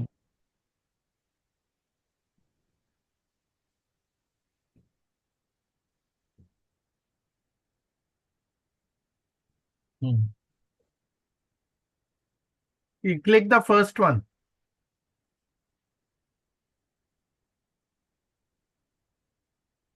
Like this I'm getting. Oh, okay, okay.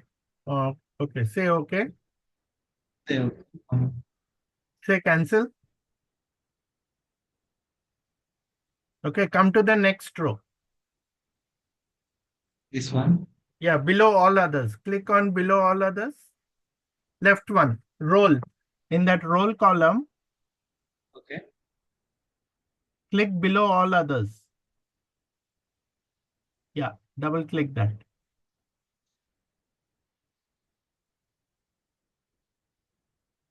Yeah.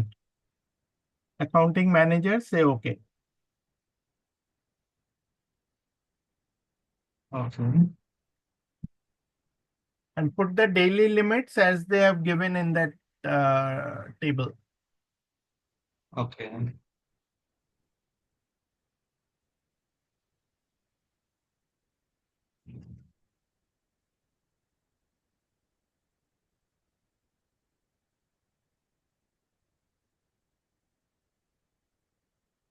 So for this also we have to give all other. Yes. So for what you're doing here is for specific ones, you're giving some rates and everything else, there is a separate rate. Okay.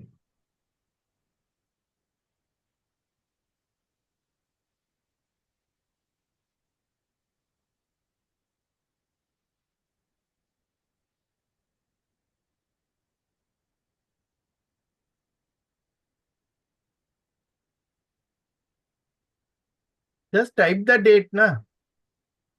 Okay. Yeah.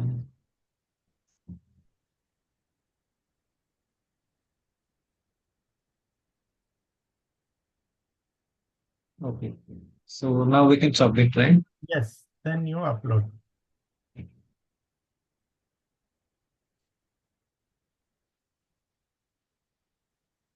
Policy rates were created. See the message at the top, left hand side? Yeah.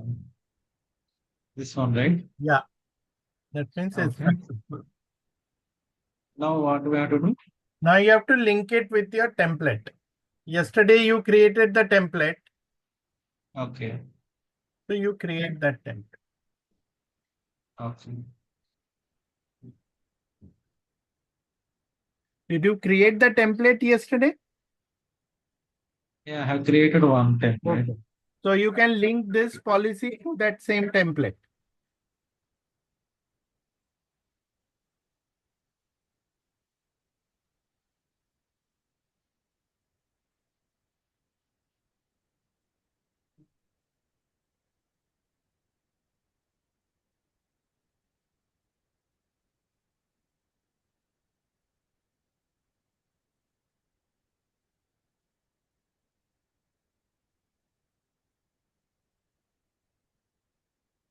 Yesterday I have created this template. Okay. Yeah, go there.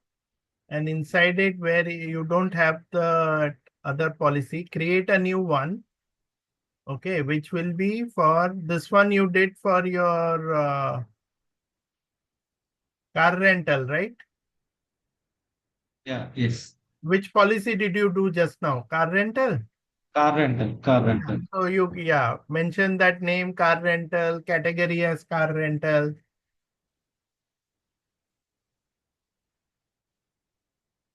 Okay, then we can add it.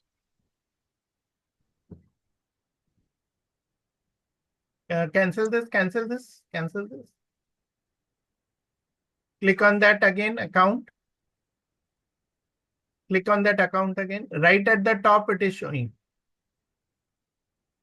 Okay. And you go to policy and you link it to Mhm. your policy. So itemization here, save it.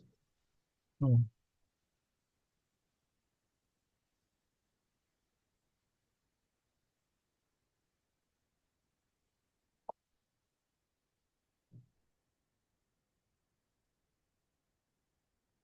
Which one is yours? I think mine is not coming. What name did you give? Do you remember? This is the name.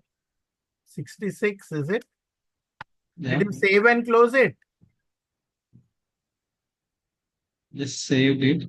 Okay, 66, right? Now check whether you're getting 66. Not No. coming. Date is 11th. And what is the policy date there? Go back to that other window. Oh, activate it, activate it. Cancel it, activate it. It's valid right now. Click on activate. Yeah. Now check.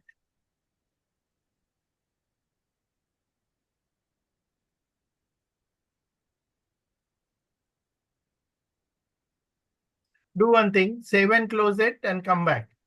Oh, delete this. It will not accept without a policy. Cancel, delete it. Save and close it. Come back to it. Go back again.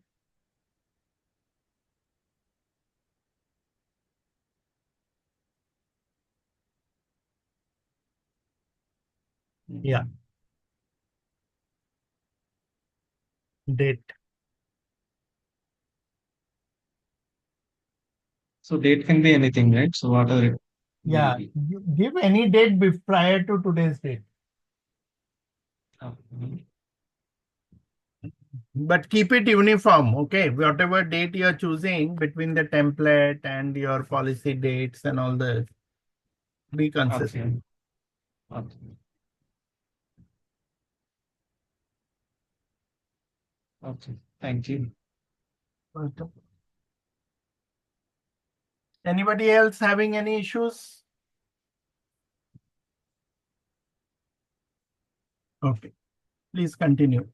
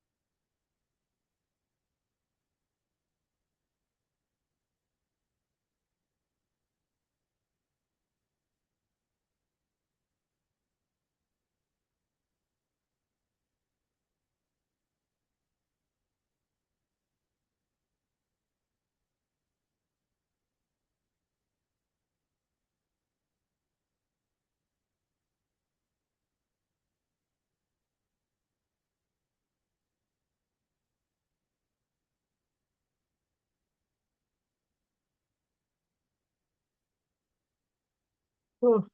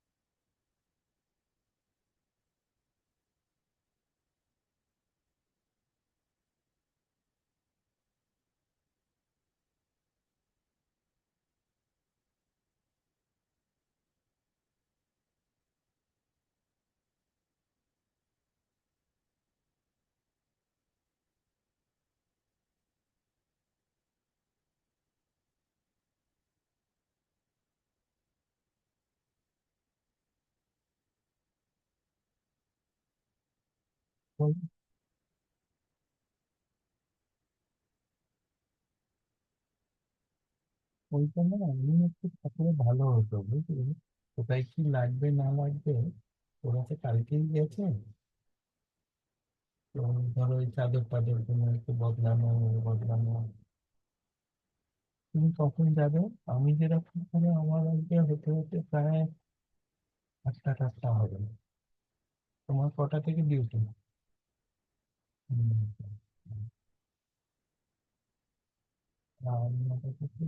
আর কাল সকালে morning duty পাই, আজকে night কাল morning, ঘুমাবে কখন?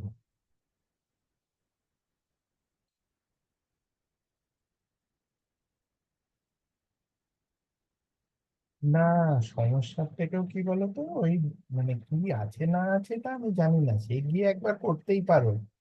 ধরো রান্নাঘরে ওই তোমার ওই আলমারি টালমারি গুলো ওরা কি খাবার দাবার রেখেছে না রাখিনি আমি তো জানি না ওইগুলো। হ্যাঁ, তারপরে ধরো ফ্রিজটা তো বললো যে ম্যাডাম বললো পরিষ্কারই আছে। হুম, সেটাই। তাহলে তুমি বলো যে ট্রেনিং দিতে গিয়ে একটু ওই চাদর টাদর গুলো করে দিতে পারো, চাদর তারপরে বালিশের ওয়ার টোয়ার গুলো বদলানো।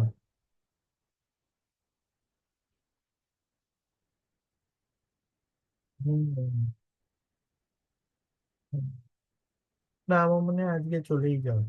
আমি একটু দেখি, তারপরে দেখে তোমার বলবো। ঠিক আছে। হুম।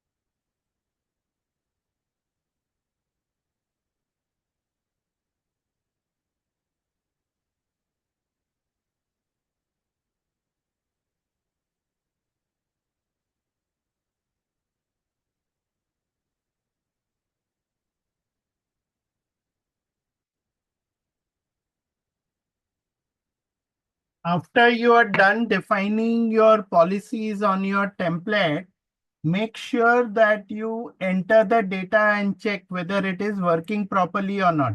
But for that, you need to ensure that the employee's job is properly set. Okay, so whichever employee you are using, you need to ensure that the job is properly set.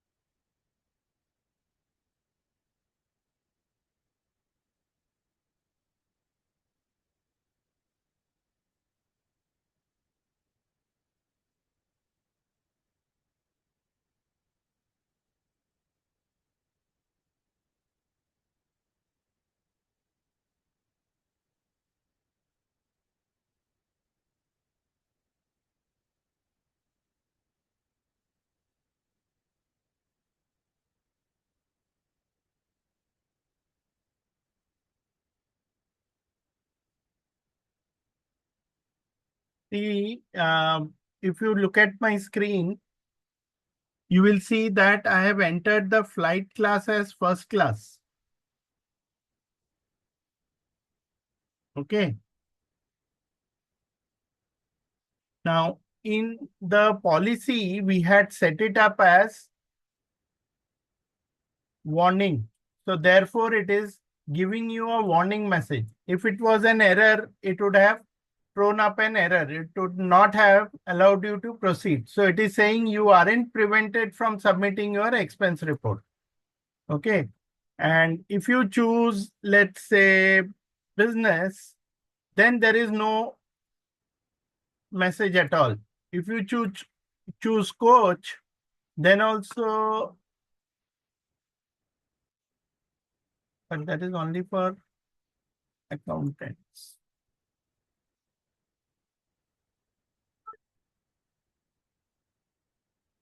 See this? The moment it is anything else, system is giving you a message. Got it? The airfare policy that we have is not on the amount, but on the flight type.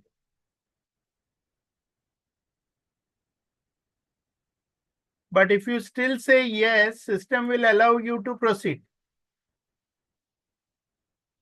Okay.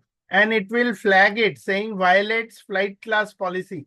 So when the manager is approving, manager can see the message here.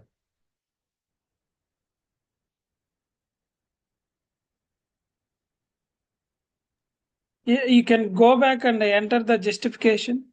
Yes, he can go back.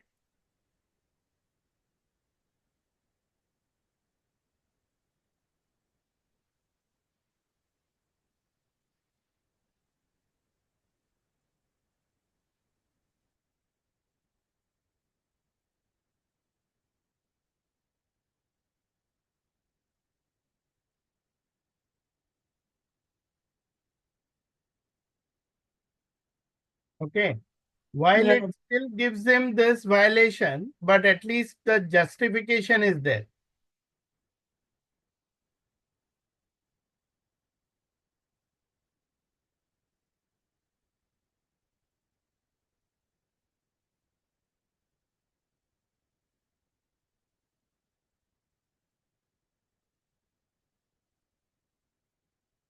For all the policies that you are setting up, ensure that you check it out.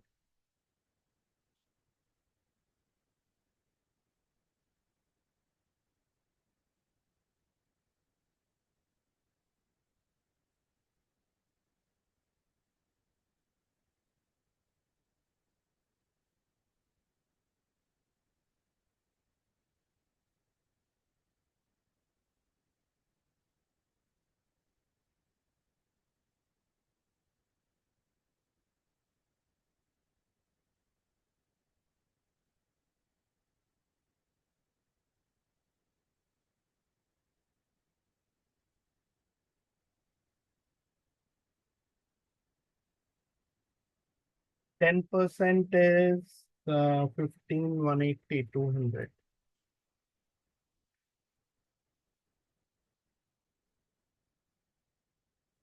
See, it tells you violates policy rate.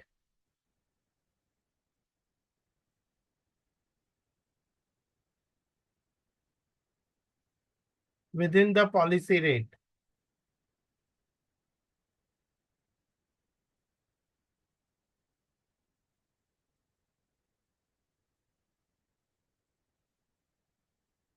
So policy rate was 150. So let me give 160. Okay. So now this meal has accepted, even though I had given 150, it is within the tolerance amount of 10%.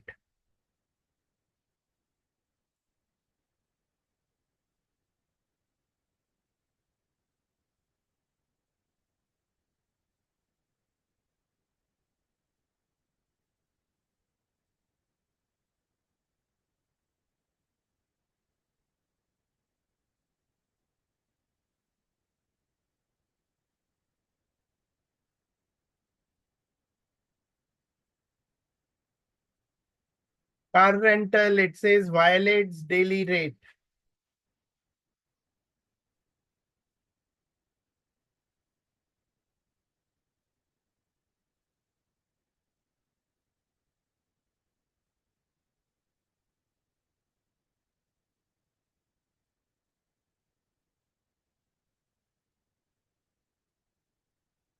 So if I try to submit a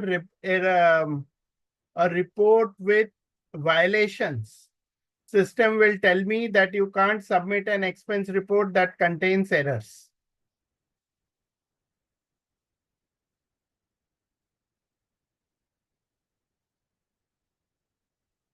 This red with this X symbol means it's an error. The yellow one is a warning.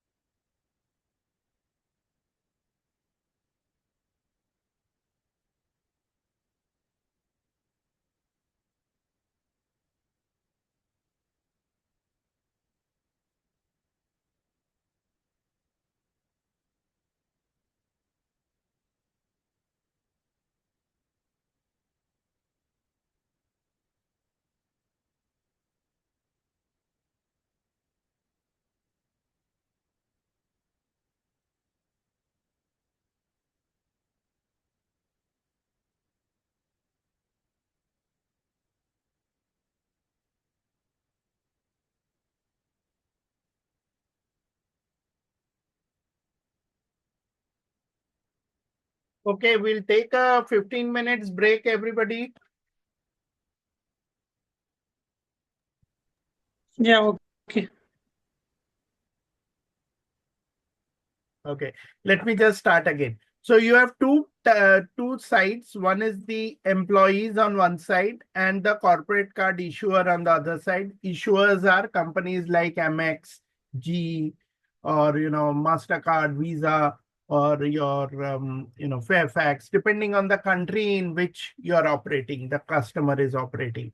And in between, you have the Fusion layer, which is the company that is deploying the solution, Fusion solution. Once the employee does transactions, whether it is related to airfare, air travel tickets, hotel stay, rental, and whatever you have, then those credit card transactions are uploaded into the Fusion system. Okay.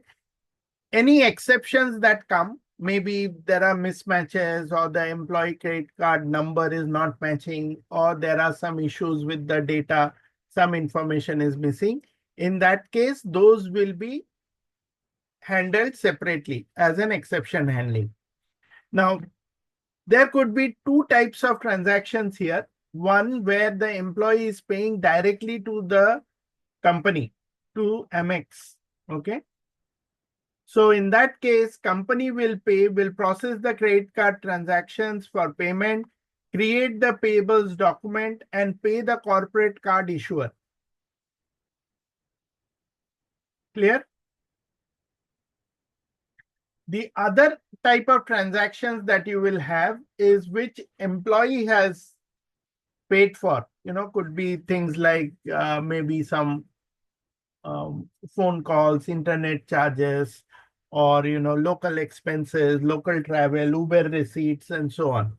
Those things, once the employee submits the expense report, they will process it and they will match it with the credit card transactions to say these transactions are related to the corporate credit card. And then they will create the payables document and pay the employee. Okay. So broadly, there are two types of payments that is happening. One payment which is directly going to the corporate card company, but that has to be against a particular employee's transaction, right? And another one is for transactions which employee has paid and he needs to be reimbursed. Clear, everyone? Any questions on this? Okay. Now, when you define these,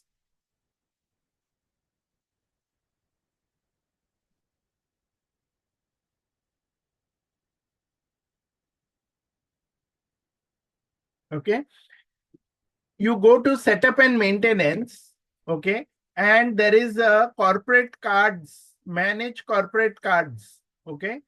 There is a option here where you can go and you can define the details of which business unit, what is the transaction, and the corporate cards, what are the different corporate cards, or what are the different transactions that have happened. So it gives you a broad picture of the corporate card status.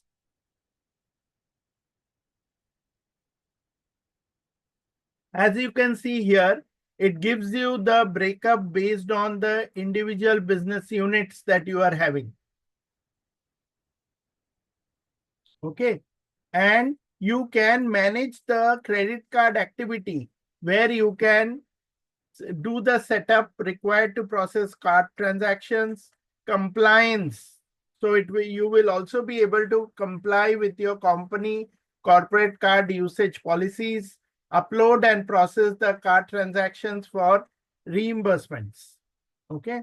So for this, the navigation is setup and maintenance, and then go to corporate cards. Okay. So this is the place where you should be going under expenses work area.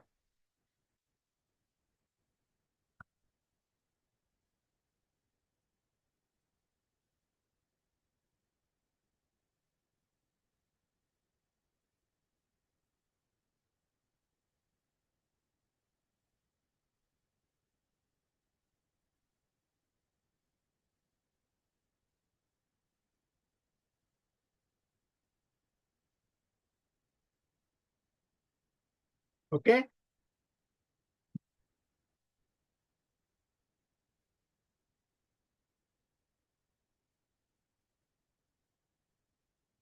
This screen is now the single place from where you get the complete picture regarding the corporate card process, transactions, and actions that are pending.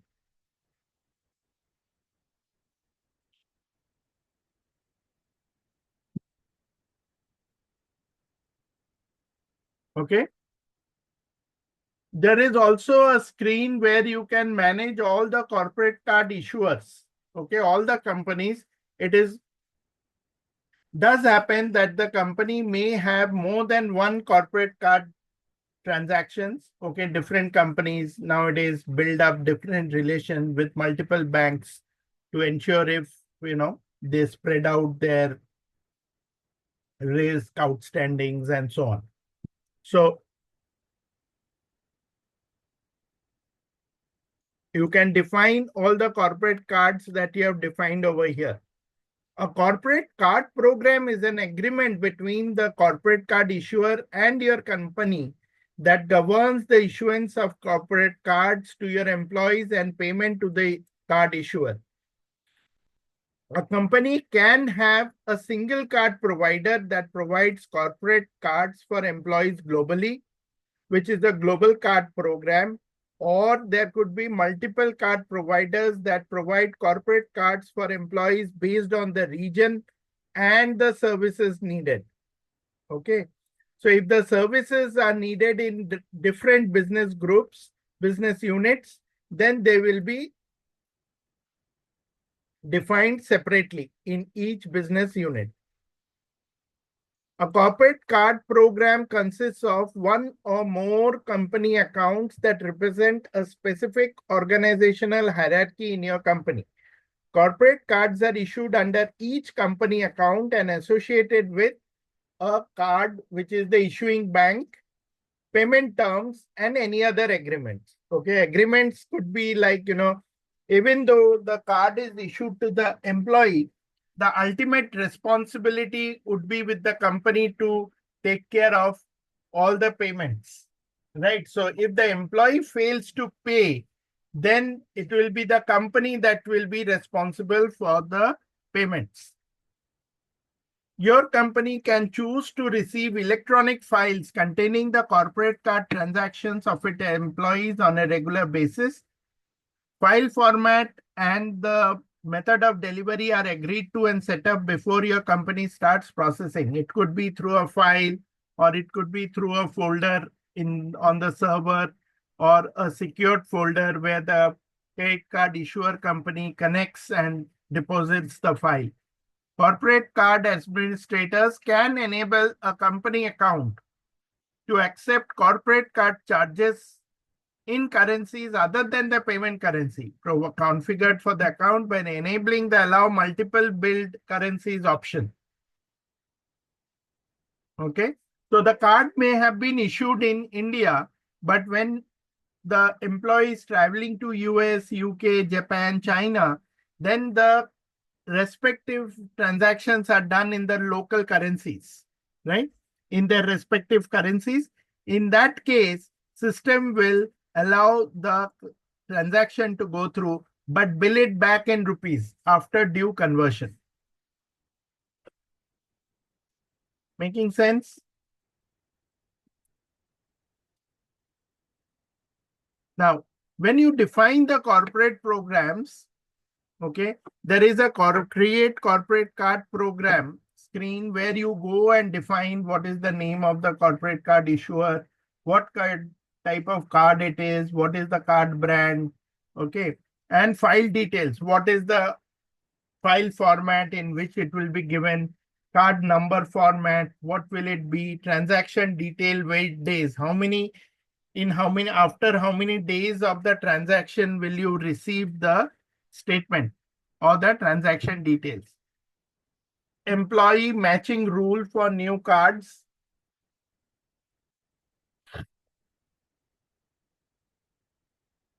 Perform employee matching across all business units.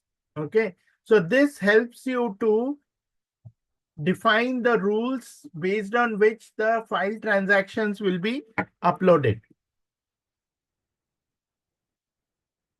All tasks, manage corporate card programs, create, and so there is an option under tasks, manage corporate card programs. So you go there and you create your corporate card program. Okay.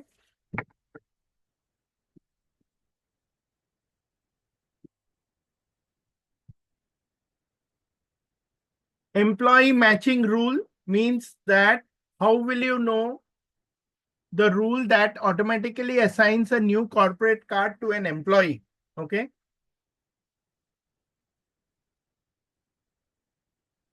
So it could be two-way. One, the company is creating the card and sending it to the employee, and then that has to be registered.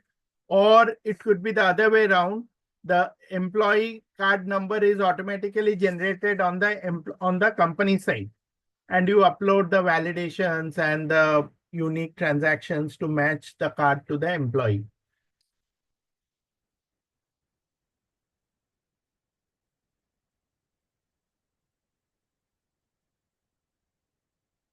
Now, you might also be doing transactions in multiple business units. So in that case, you will be checking this if you want to perform the employee matching across all business units.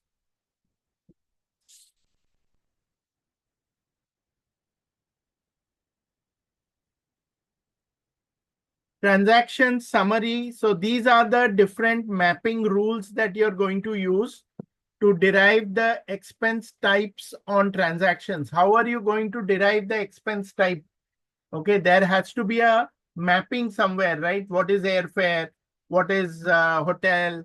Or what is rental car reimbursement? So there would be a mapping rule where you will say this value means this value on the corporate card transaction means it is a hotel stay, or this one means it is an airfare, or this one means it is a per diem, things like that. So that mapping has to be there. Transaction summary source column, table column that stores the value used to map to the expense type.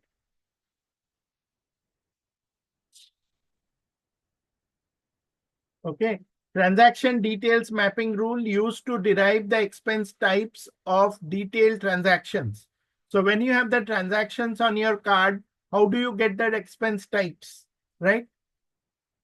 So those things you will get from based on the mapping rules. So that you will have to tell the system so that when you are uploading your transaction, system will be able to properly differentiate the different transactions in the system. So for that, there is a separate screen. You go to the card expense type mapping.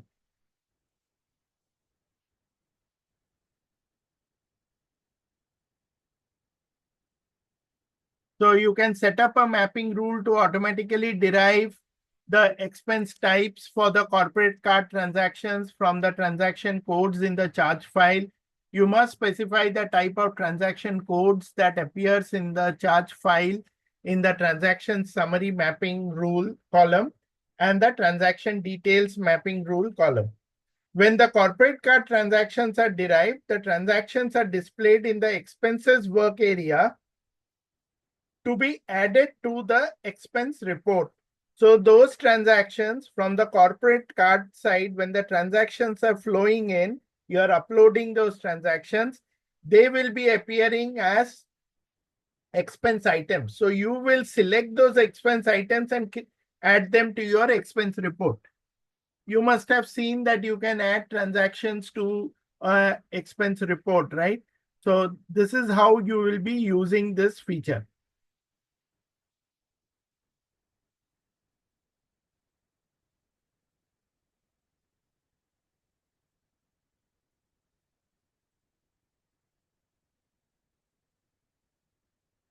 The transfer parameters, these are some of the transfer parameters. What is the download profile name? So the pattern in which you will be having the file names. Okay. Account name, account password, file name prefix, server, all these. So if you are connecting to the American Express server to get the details, so this is where you will be putting in the transfer parameters. Okay. So the navigation for that is manage corporate card programs. And there are transfer parameters tab. You see this transfer parameter tab. So that is where you will be able to see it. The American Express usually has a specific file parameter called as the GL1025. Okay, the GL1025 file is always placed in the outbox folder in this server. Okay, on the American Express side. So this is the test server for testing your integration, and this is the final production server. Encryption key alias is used to secure transfers of files between the servers. So these transactions are all encrypted and secured so that there is no misuse of the data through these files. Okay. Anyone got any question?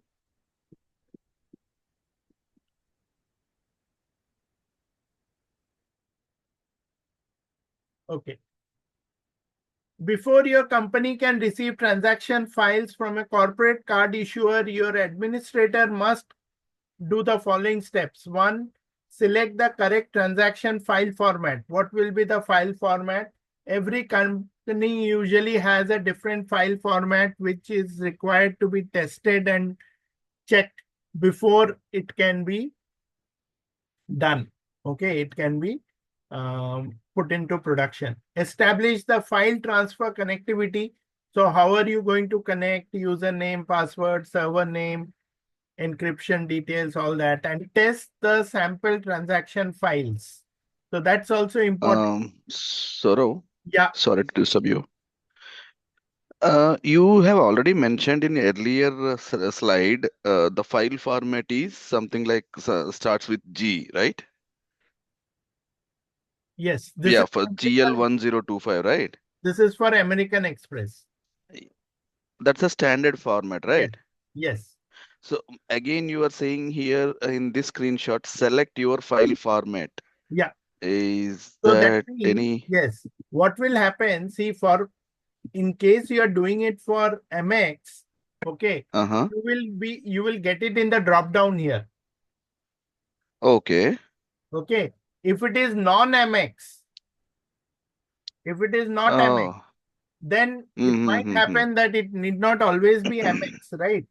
In that case, you will need to choose the file format and test this out.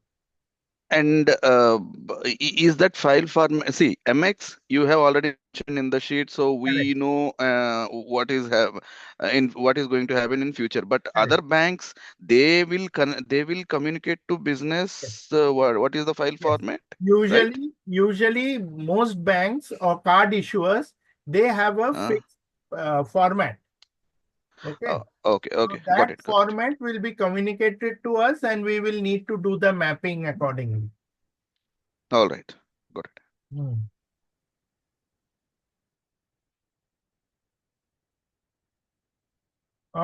Corporate card issuers will require your company to provide a organizational hierarchy information that they set up in their system to satisfy your reporting and billing needs. You know, if there are any escalations, who are the people who need to be informed, the regular reporting and maybe monthly or escalation reporting, or if there are huge outstandings, employees are not paying up, or, you know, outstanding transactions, disputed transactions. Those are typical issues that, you know, they would want to know the hierarchy and how to escalate and resolve those issues. You associate the corporate cards issued to your employees with the appropriate organizations within your company using the organizational hierarchy. Provide your company with a single file that contains all company transactions or a separate transaction file for each organizational hierarchy. Now, for example, if you have MX across the world, all right, there is only one MX company. Now, they might send you one big, huge file or they might split it out into different organizations, business units. One for US, one for UK, one for India, one for China, one for Japan, depending on the volume of transactions.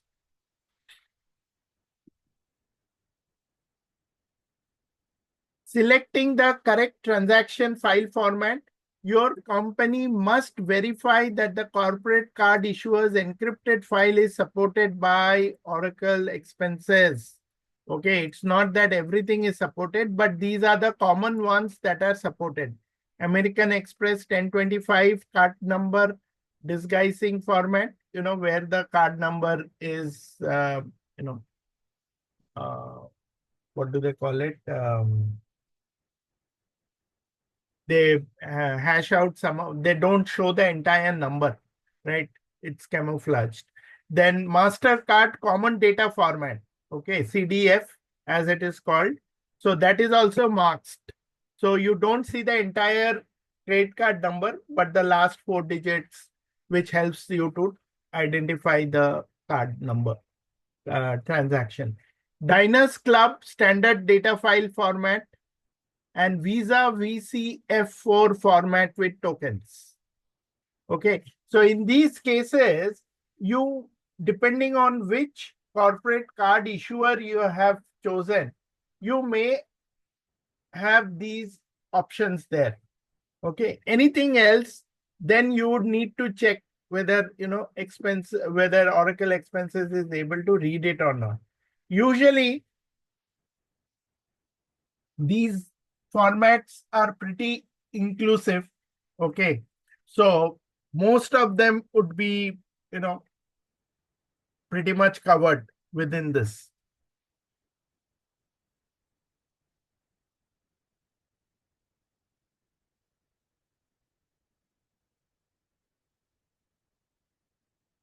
If you really look at it, these are the 4 broad issuers of credit cards, right? Amex, Diners, Visa, and MasterCard. Of course, now in India, we have Rupee also, RuPay.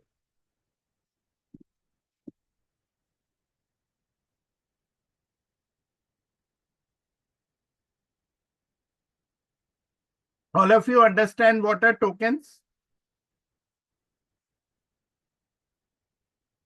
So tokens are those numbers that get generated, right? It's like an OTP. You set up your account with the card issuer with tokenization, set up your company's account in expenses, activating the tokenization, upload and test tokenized transaction files from the credit card issuer. As you know, this is a very sensitive data. Lot of, it could have a huge financial impact if things go wrong. And in large companies, like Oracle, IBM, TCS, Infosys, where you have lots and lots of employees traveling up and down regularly, these have huge number of transactions, these files.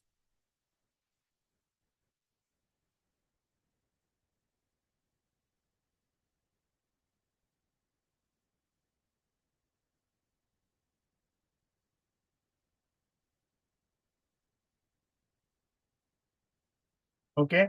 Now, you could also have the American Express tokenized GL 1025 files, okay, where the card disguising numbers are called the token numbers, random numbers generated by American Express used in place of valid card numbers. So behind the scene, there is a mapping which says, okay, this token number means this particular card number.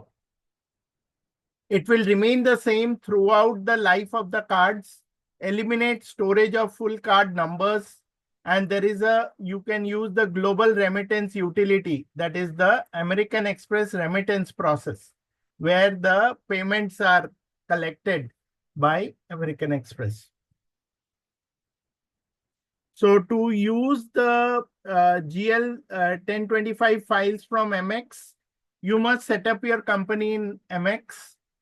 You must set up your company in expenses, and you should be uploading the tokenized files from American Express. Corporate card administrators cannot view real card numbers in expenses. They can only view tokenized card numbers. Okay, remember this. The full number is never visible in expenses. Tokenized card numbers are provided only for payment processing. American Express continues to display full card numbers even if you receive tokenized card files. To view full with their associated, you can request a GL 1210 report from MX.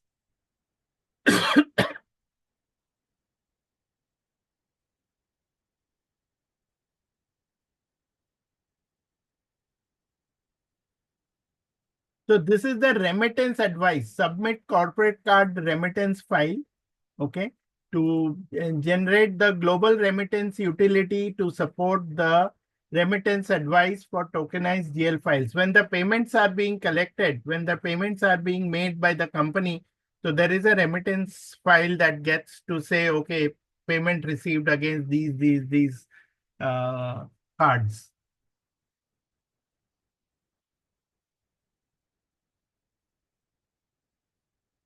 Okay. And this is the disbursement corporate card remittance format.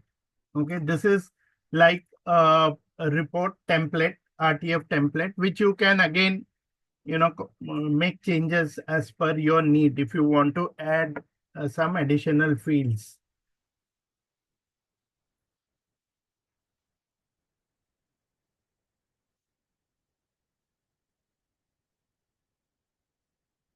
American Express allows you to use production files for testing. You can place the production files for testing on the MX production server or the test server, but notify MX of your server preference for testing. As I was telling you, testing is very critical here because the card transactions have to be properly documented and tracked.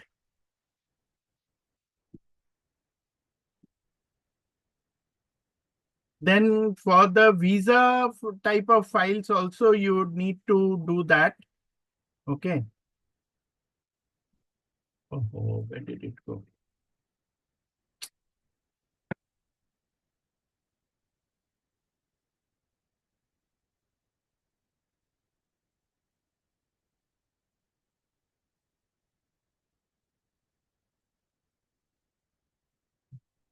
So for the visa also, you have the visa VCF4 files. Okay.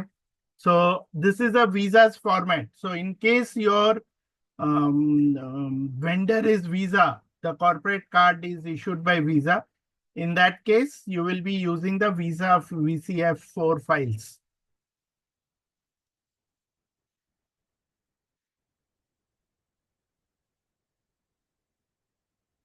So again, here you need to come to manage corporate card programs and define the Visa VCF4 files. Okay.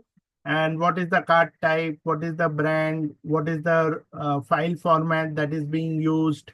Okay. Select the token and so on. MasterCard uses relatively a much simpler format. Okay. And it's called the CDF3 file.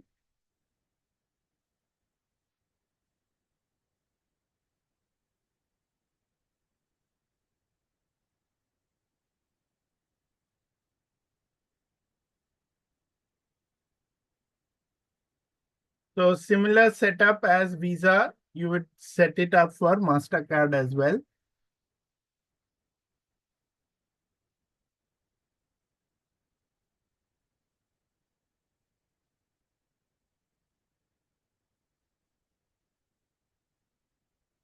I think these will be more relevant once you start doing this in a corporate for a customer. Okay. All these files are PGP encrypted. Okay. So there is a minimum chance of data getting misplaced or misused. You can set up an HTTPS or an SFTP server at your site with a third party or at the card issuer's site to host your corporate card transactions. So the safest thing is, on the MX site or on the Visa Master site, you have a folder where your files are being created and put, and you go and retrieve the file from there.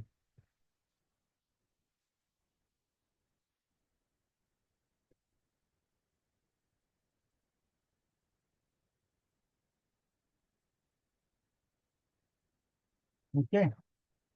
Once you have downloaded the transaction file, you will need to run the upload corporate card transaction file process, which will decrypt the files in memory and process the transactions.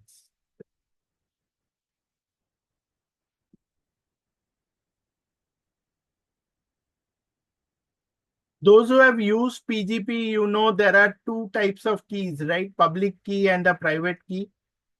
So using that combination, you can keep the files encrypted and secured.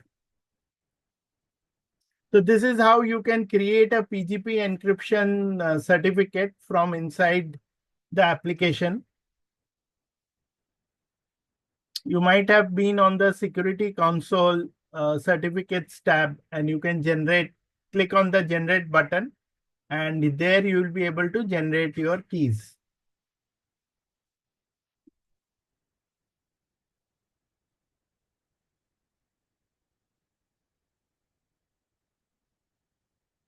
This is how the public key file looks like. Okay, I can't make head or tail out of it. Let me know if you can. Okay, so these are so from here, once the certificates are generated, you can then download your public key and private keys from here. Okay, these are the TXT files which get downloaded.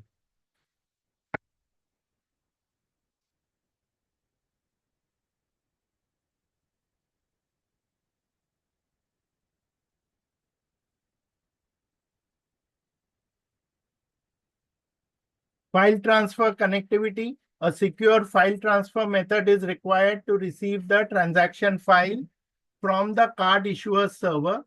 To process transaction files, expenses must have read access to the directory location containing the transaction files. For American Express, in case you are using American Express files, expense supports automatic download of corporate card transactions from the American Express server. For other card formats, customer would have to specify a location for the card providers to copy the transaction files to. Okay, so MX1 is much more standardized and easy to use with Fusion. Testing sample transaction files before you can test the sample transaction file, you must complete the corporate card program setup. Okay, so those screens that we were talking about is what you will be seeing there. It provides the transaction file format specifications, sample test files, allows you to identify transactions for inclusion in the test files, number of test files required, requires that you complete certain requirements if you automatically assign newly created corporate cards to company accounts.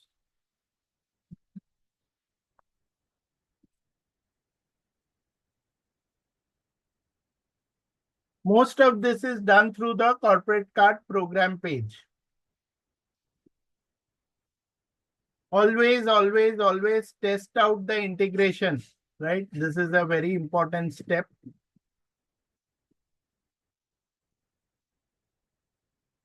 So there is a test connection button here. Okay, when you create the transfer parameter, you will see there is a test connection to ensure that the connection is tested out.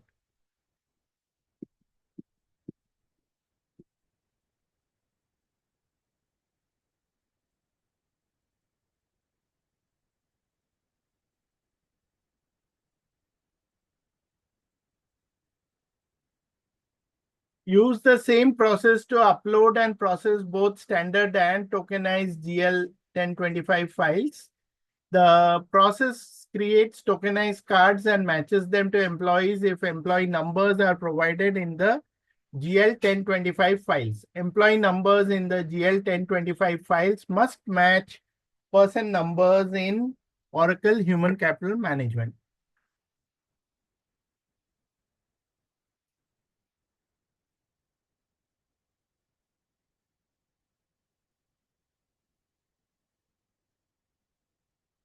So you need to create a download profile other than MX cards. Okay, anybody else, you need to create this, and you must also have an HTTPS server, and then you must have a secured user ID password where you can access that directory.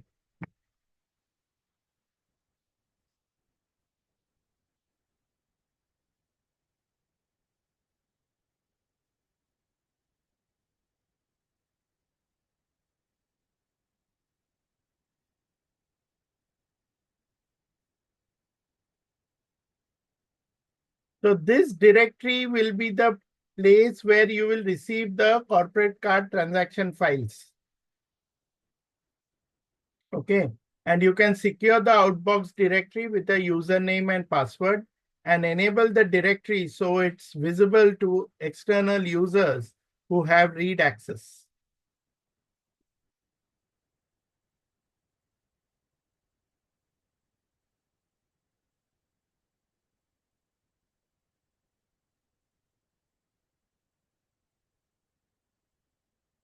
Okay.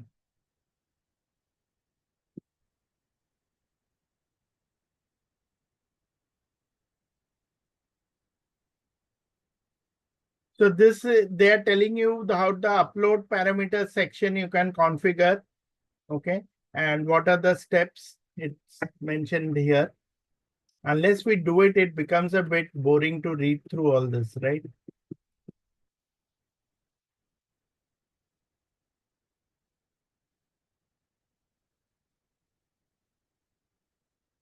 These this adjustment code are basically for any indicate payments from MasterCard transaction files. Okay.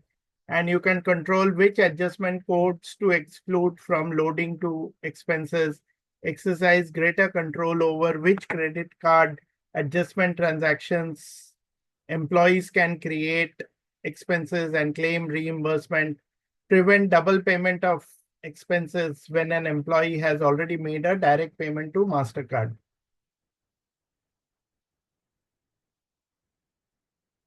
So these adjustments usually ensure that any, positive, negative that you want to handle to ensure if employee has made the payment directly, you don't pay again this for the same transaction twice. Okay. So you do the adjustments. And there is a lookup also, okay, which has the adjustment codes. And this is where you can download, create transfer parameters, okay, and you can download the files from the MX corporate card transaction files.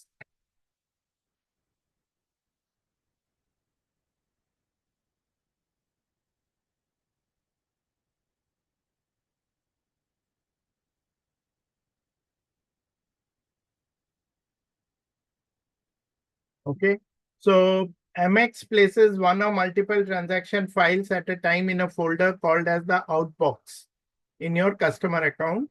The upload corporate card transaction file program processes one file at a time. It will pick up the oldest file each time.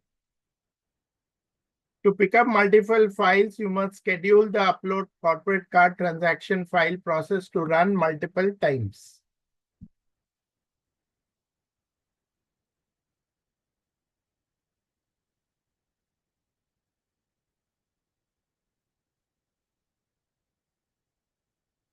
Now, if you do the server setup, then you can automatically download the transactions. If you don't do the server setup, then you need to manually download the card transactions. and upload them for processing.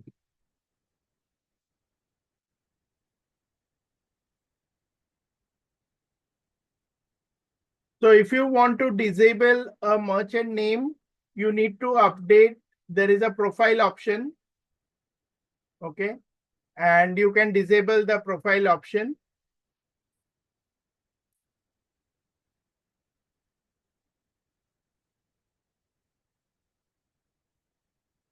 In case you don't want to use that anymore.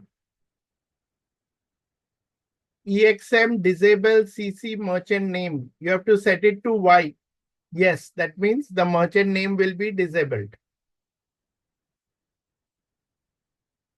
Ooh, that was pretty big. Now, we'll do this practice probably tomorrow. Let me just show you the screens that we need to go to.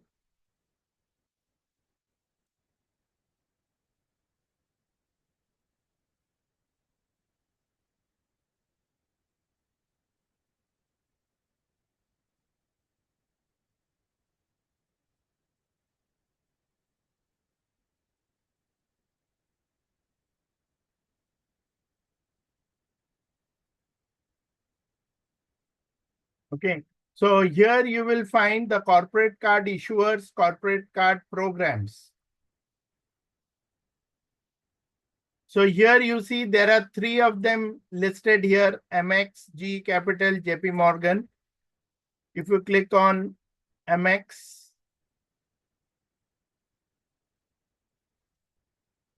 these are the addresses, payment addresses, which are for different sites, different countries.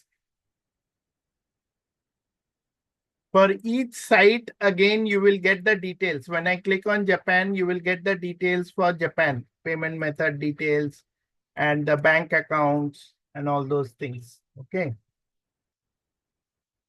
So this is where you are having the card issuer created. If you want to create a new one, you would have to come here and create a new one. So let's say you have HDFC Bank, or you have a Axis Bank, or you have ICICI, then you need to come here and create that first. The next thing is the corporate card programs. Okay. So like this one, corporate card, travel card, MX travel card. Okay. This is where you have the more details. This is the file format. Okay. And name, what is the card type, what is the card brand, upload rules, which format will be used to upload, what is the card number format, token, transaction detail, wait days, after how many days, matching rule for new transaction, new cards, perform employee matching across all business units, card expense type mapping. Okay, which mapping are you going to use? You have different types here. Transaction summary source column. Okay, transaction details mapping rule. So these are the ones based on which you will be deriving the expense types, the mapping rules. Company account, how are you deriving the company account? Based on the respective geographies. Okay, this is the expense clearing account. Who is the card issuer? What is the card issuer site? Card issuer is what we saw in the previous screen. What is the inactive date?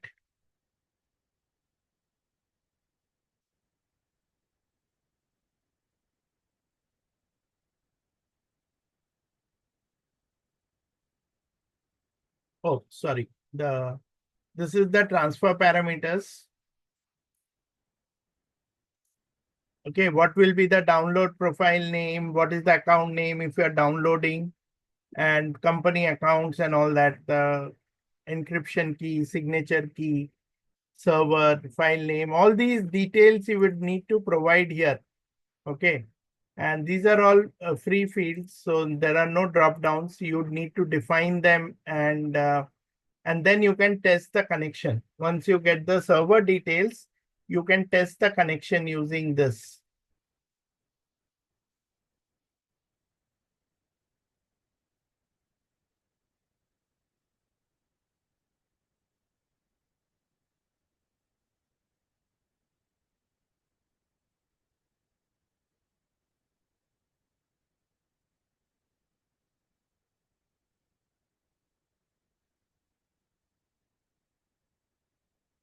The transfer parameters, of course, you will need the server name and all of that to be able to get it. These are the company accounts.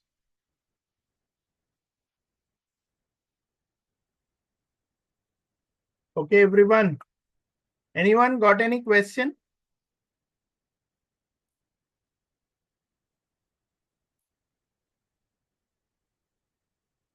Anyone, any question?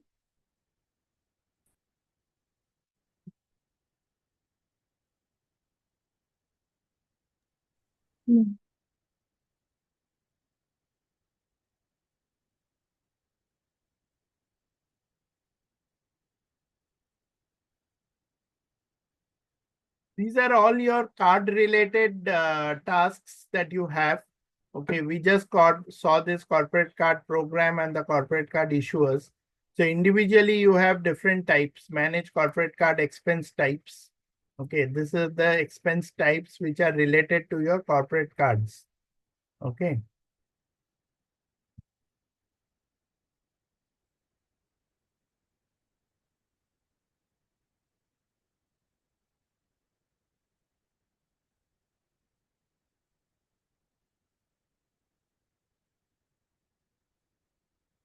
Product codes, expense type mapping rules. MX mapping. Airlines, what will be the card expense type there? Okay, air. All others, it will be miscellaneous. Car rental will be car rental. So this is the mapping that is being generated, default card expense type. For each of this, there is a mapping here. Okay, accounting related, agriculture related, air. Okay, so across all in the basically all different types of transactions that MX handles, that mapping has been provided here. Okay.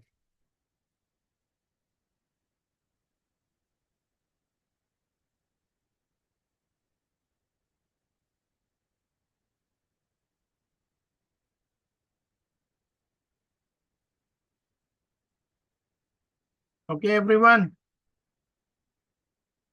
Any questions, anyone?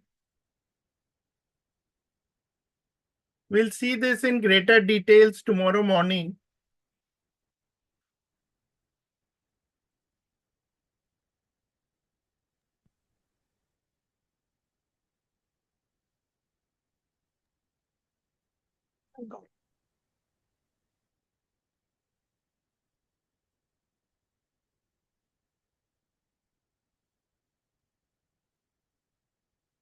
Okay, I see a lot of you have to go for calls and all that.